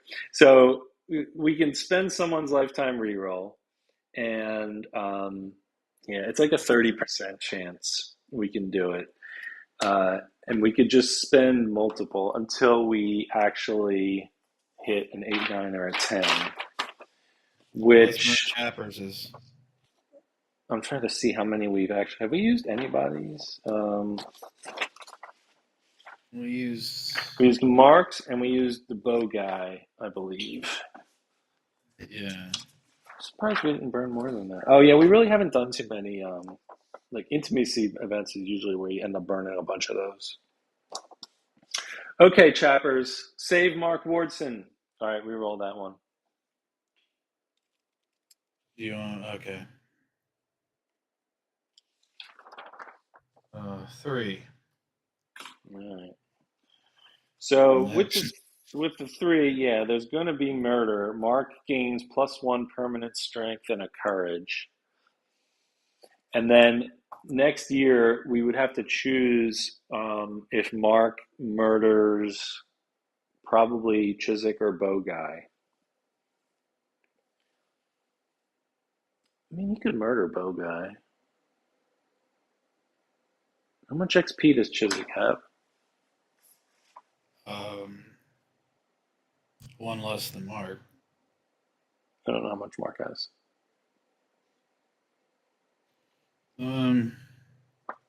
Chiswick has 4 XP. Mark has 5. Yeah, so it would basically be between Chiswick and Bow Guy. And Bow Guy's name is basically Bow Guy, which means we can probably kill him. And Galadriel can take over as Bow Person.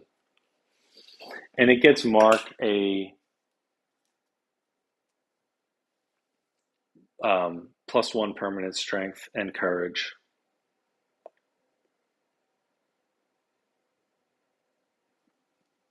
I don't know, man. uh, Yeah, it's yeah, I fine. mean, we can do that. That's Doesn't fine. All right. matter. Give Mark Wardson a +1 permanent strength and 1 courage.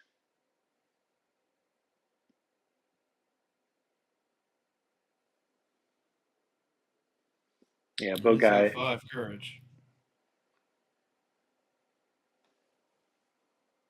Okay, got it. Oh, I hate that event. All right. Now, the armored strangers show up. These guys, let me tell you about these guys. They're not great either. The armored strangers. You are visited by enigmatic figures, fully enclosed in armor. They march silently through the settlement. The only noise is a metallic clang as they pause before each survivor and tap their lantern halberds against the ground. The survivors have no choice but to helplessly await their mute deliberations. Add the Kingsman to the Nemesis encounter list. The strangers count people and take action based on the population total. Since we have 8 or more people, they will take destructive action against us. We're getting too big for our britches. They're not happy about that. That's terrible. All right. So I rolled a 3. They're going to kill 5 people. That's bad. Yeah, yeah.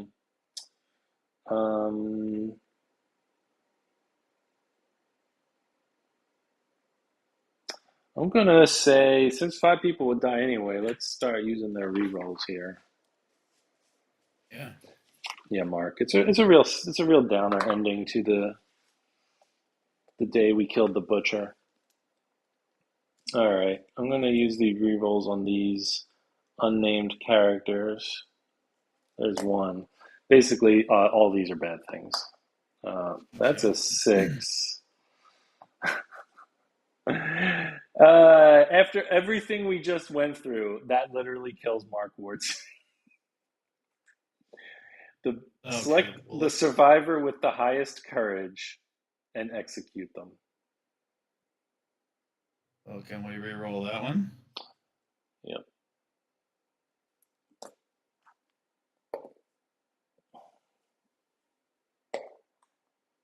Oh my god. Okay.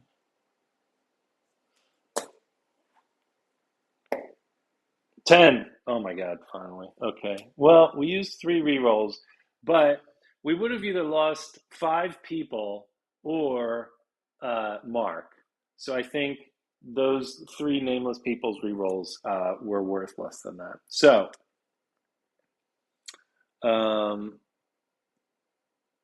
we are still going to lose somebody, but we'll lose one of the nameless people. It's bad no matter what happens. So if you have a lot of people in your camp, if you have 8 or more people, they try to tear you down.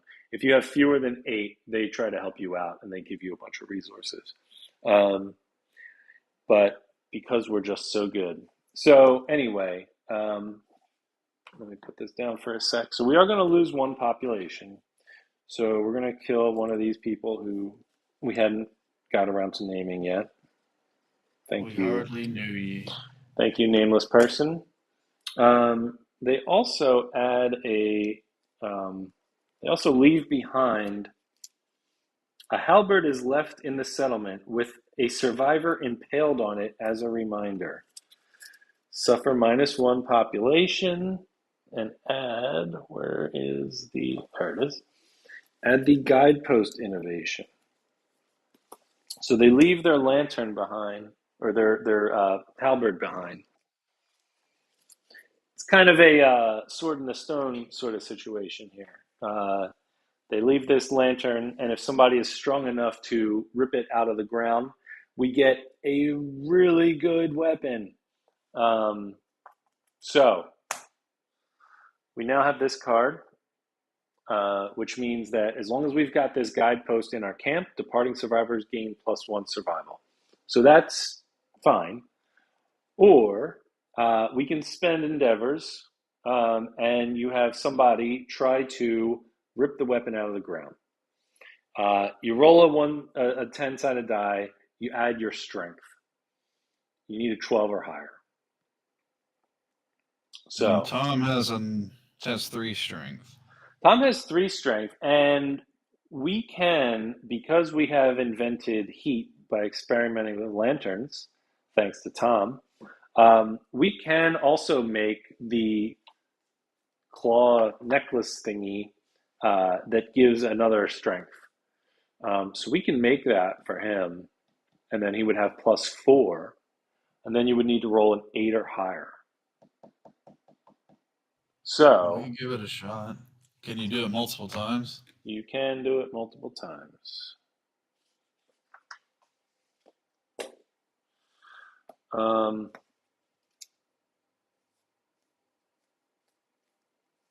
Yes. So first we have to make the thingy, which What's it costs. called?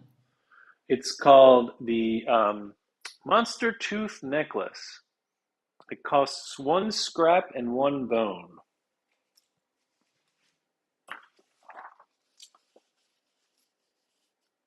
We have 2 scrap, and we just got a bone.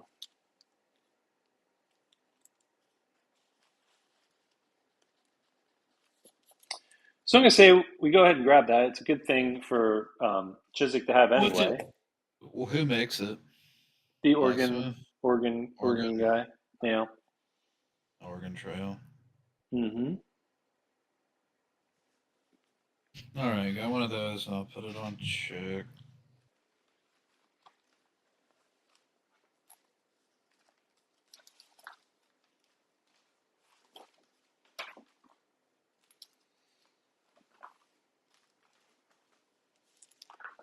Okay.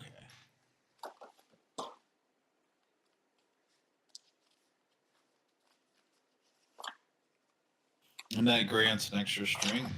Yep.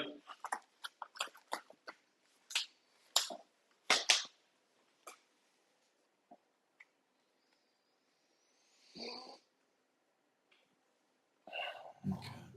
And if you can get 2 red affinities, it grants another strength.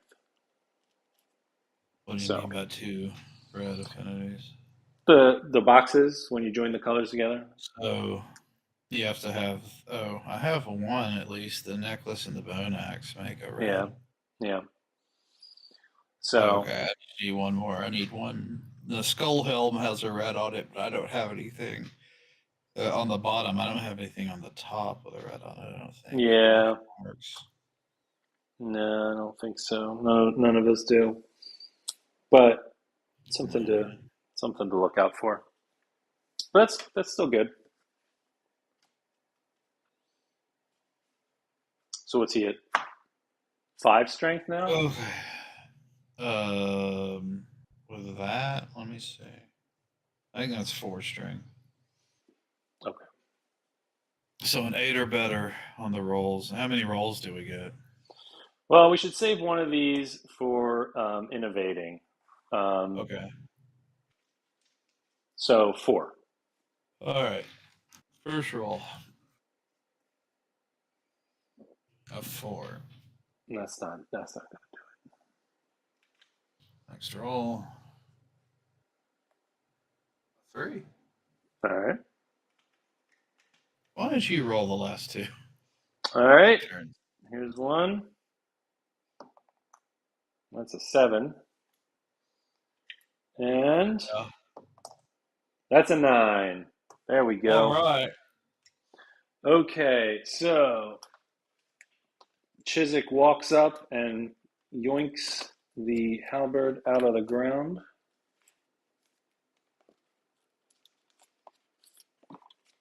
Getting us one of these.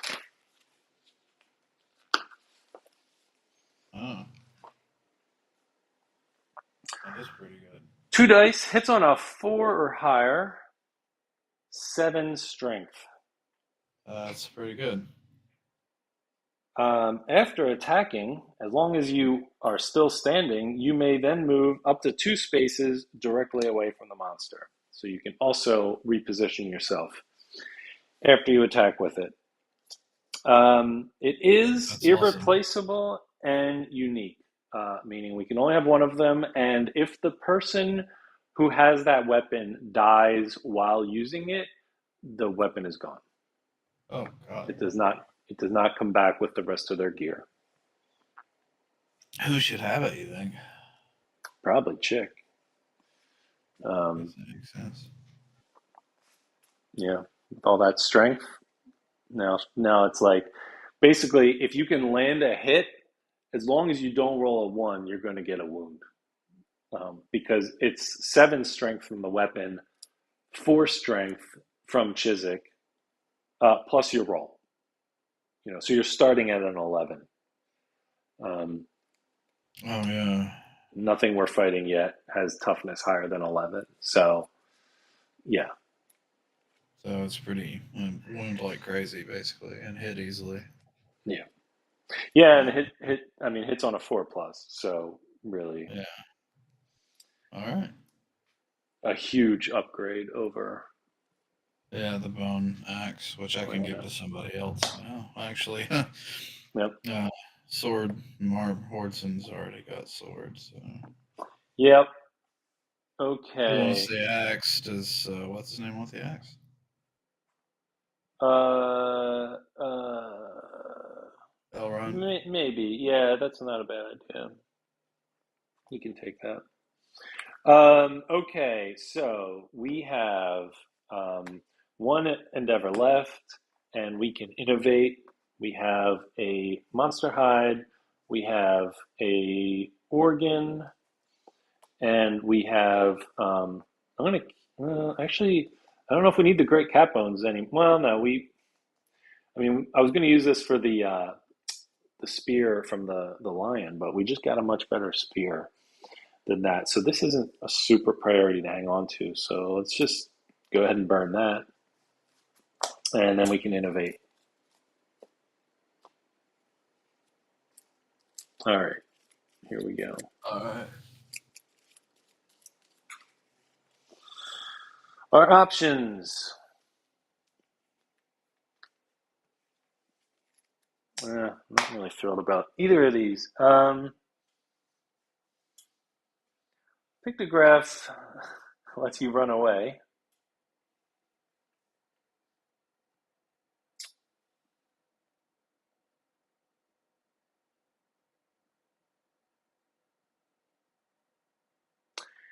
Bloodletting is interesting.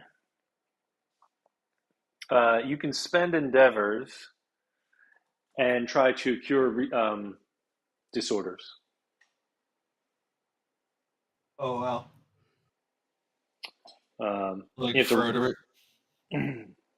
Depends on what it is. So it's disorders, not like Oh, not brain not problems. impairments. Yeah, but if it's a disorder like Leona had fear of the dark or whatever, so you get rid of that, and then she could actually go out and adventure again. Or like Alex had, I shouldn't call him that. Chappers has what did he have? Apathetic, so he can't use Right. survival. So yeah, I'm not like really thrilled about either of these really, but Pictograph, it does let you Does run it lead away. to? It does lead to other things. I'm not sure. I actually feel like that's the reason I would maybe pick Bloodletting is because I don't know if I want to add more cards to this deck just yet. Sure. If we pick Pictograph, we add more things in here, and now it kind of dilutes the deck. But let me see if it's what comes from that. Oh yeah, Memento Mori. This is a kind of a weird one, but if someone dies on a hunt, you can like roll a die and potentially gain some of the dead survivors' um, properties, memories. So you can gain like if you roll a 4 to 8, you gain their courage and understanding. So you basically can transfer like you get a character who was really good and they died. You can kind of use this thing and it lets you get some of the some of their like things that they gained while leveling up onto another character. You can transfer some attributes. Um, it's pretty neat. Like gain the hunt experience of the dead survivor. So like you had somebody who was age 8 or whatever. They die. You can take a new survivor and just instantly age them up. Um,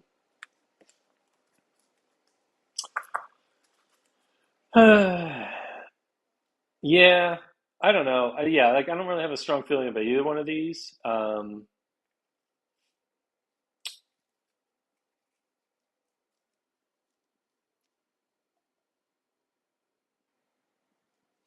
Hang on a sec.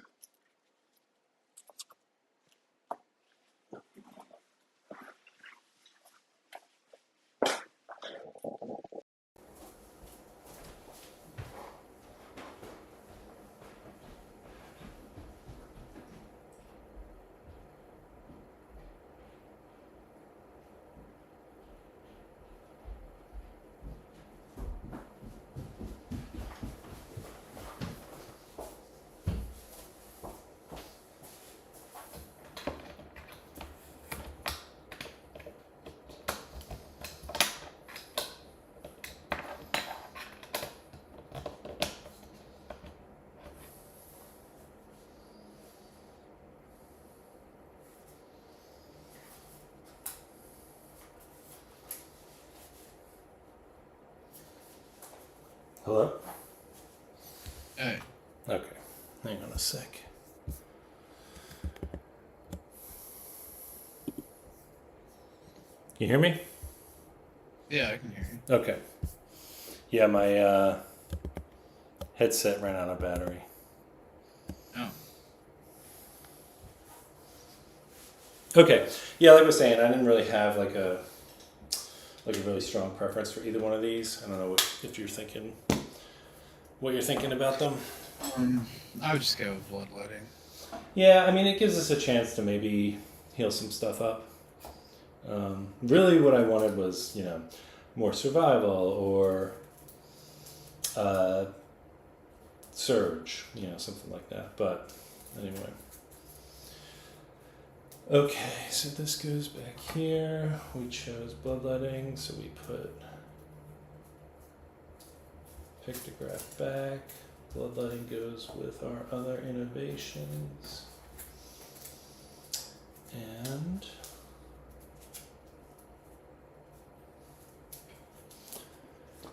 that means, let me put these down for a sec.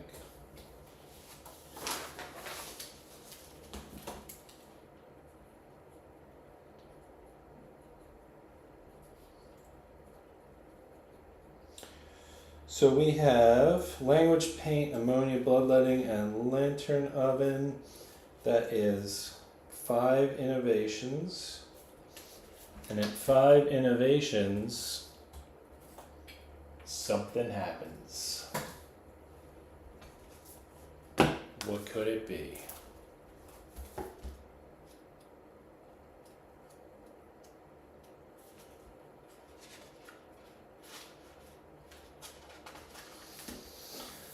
It's the Hooded Knight. A stranger emerges from the darkness. Okay. This guy does some stuff. How about you roll a thing and tell me what you got?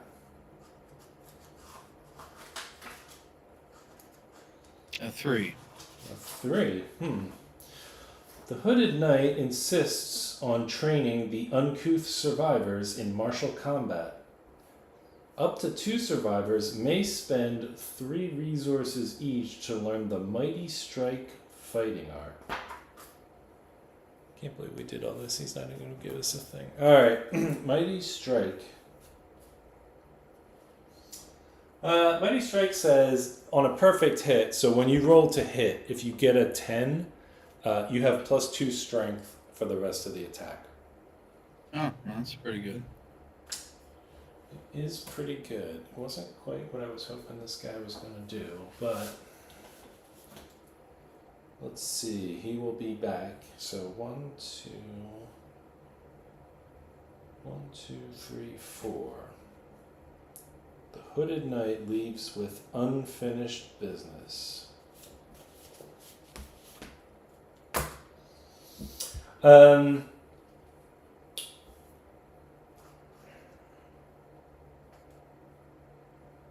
Yeah, so 3 resources is a lot, but we can spend 3 resources to get that. So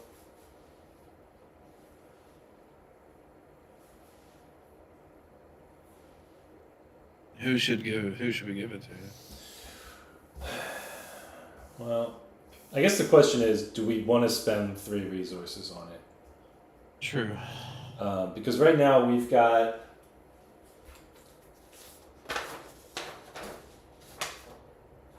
one scrap and then this stuff that we just picked up.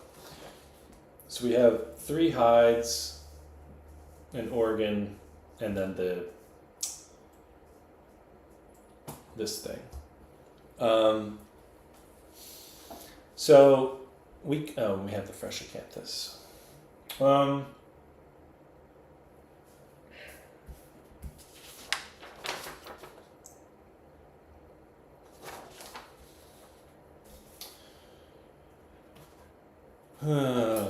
blah blah. Do we want to make any? I mean, we have cat fur here. Were there any other white lion? What do we have on? Chiswick has gloves, chest, And the head. and head. Oh, that's the And a skull helm. that's the lion headdress. Okay. Were there pieces of the lion armor that maybe we wanted to give? We could make.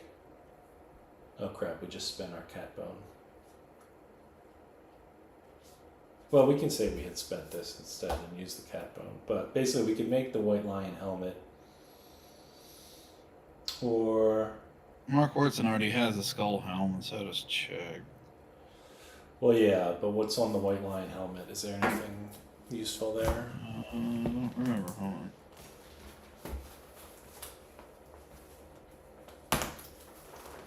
Oh, on the helmet, I don't know. Actually.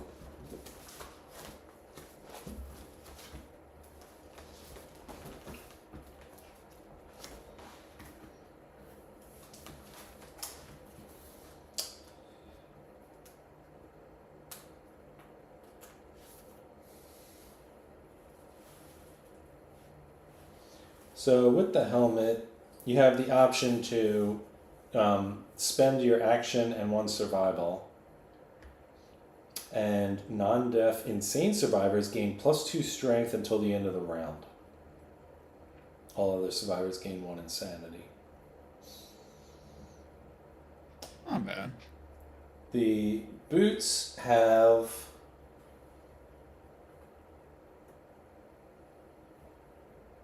a 2 half like red affinities.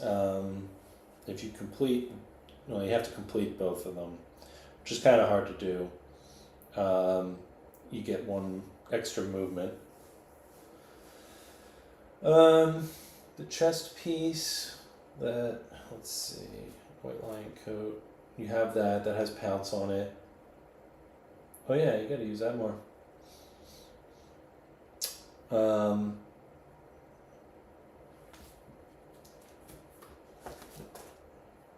And then the set bonus, I think, gives.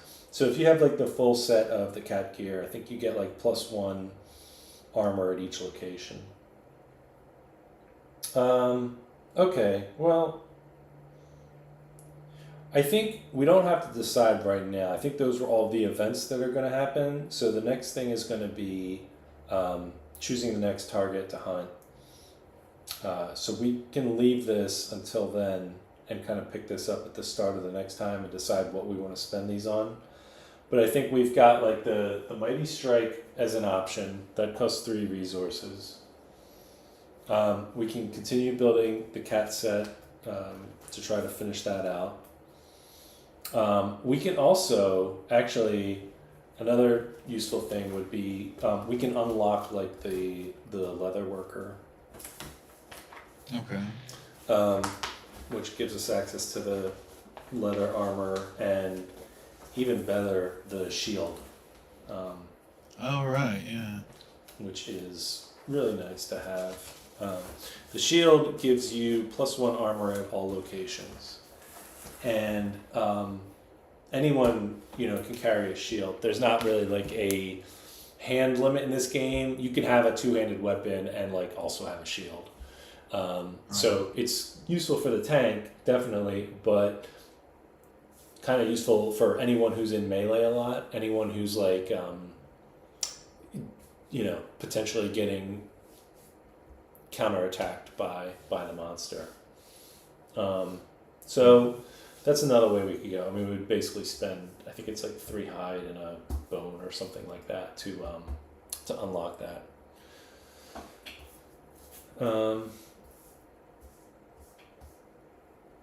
But yeah, Mighty Strike is good too. I don't know. But my brain is kind of fried at this point. I guess it turned out pretty well with getting the Lantern Halberd. What I was hoping for is, the thing with that event is he shows up when you have 5 innovations. And there's a pretty good chance that what he does is he gives one of your survivors like a special weapon called the Twilight Sword. And it has its own specialization. And he gives it to the returning survivor who has the most XP, which would have been Mark. So what I was trying to do was, get this situation where Mark would get that sword. The thing with that sword is that it's kind of annoying to use at first, but if you get like even 2 points of proficiency in it, it's sort of like it gets better the more levels of proficiency you get. It's one of the only items in the game that like changes as you play. And so the thing that makes it hard to use at first is that when you first get it, you need to roll a 9 to hit with it. But every point of weapon proficiency you get lowers that by 1. So every time you come back with a successful wound, it's getting easier and easier to hit with that sword. And the strength on the sword is like 9. It's really good. So if you can land a hit with it, you have a really good chance of doing a wound. Yeah. So I was trying to get that onto Mark, and it kind of has like a whole, like that whole quest line of that guy coming back like every 4 years, and he tests the person who has that sword. And it's basically a roll-off, but the more proficiency you have in it, the better your result is when you get tested by him. And then something happens later. So it's pretty neat. But it didn't happen because the number we rolled actually was a little lower, and that's why we got this Mighty Strike instead. So we got Mighty Strike as an offer for now, and then he comes back in 4 years, and we'll do it again. So be another chance for someone to get it at that point. Yeah. Hopefully. That's what I got. But yeah, I think that's probably it for me. I'm kind of tired at this point, but that was good. I mean, look, beating the Butcher was really good. Lion Fight took a little bit longer, but we got some decent resources. We got a really good weapon for Chiswick. Bow Guy is gonna die next year. It's gonna happen. It's kind of a bummer. But overall, worth it. Yeah. So, I think, that'll be interesting. I want to see that thing in action, actually. So, I'm looking forward to that. And the next thing, you take that Lantern Halberd, too. That should be pretty fun. Yeah. Well, that thing's going to hopefully kick some ass next time. Yeah, definitely. Yeah, I didn't really get a weapon out of the lion, but we got an even better weapon. So, yeah, this will be cool. Yeah. All right. No, it's going to be awesome. Yeah, thanks for hanging out, and do it again soon. Thanks, Chris. Thanks, everyone who checked in. Yeah, man. Everybody have a great night. Happy Canadian Thanksgiving.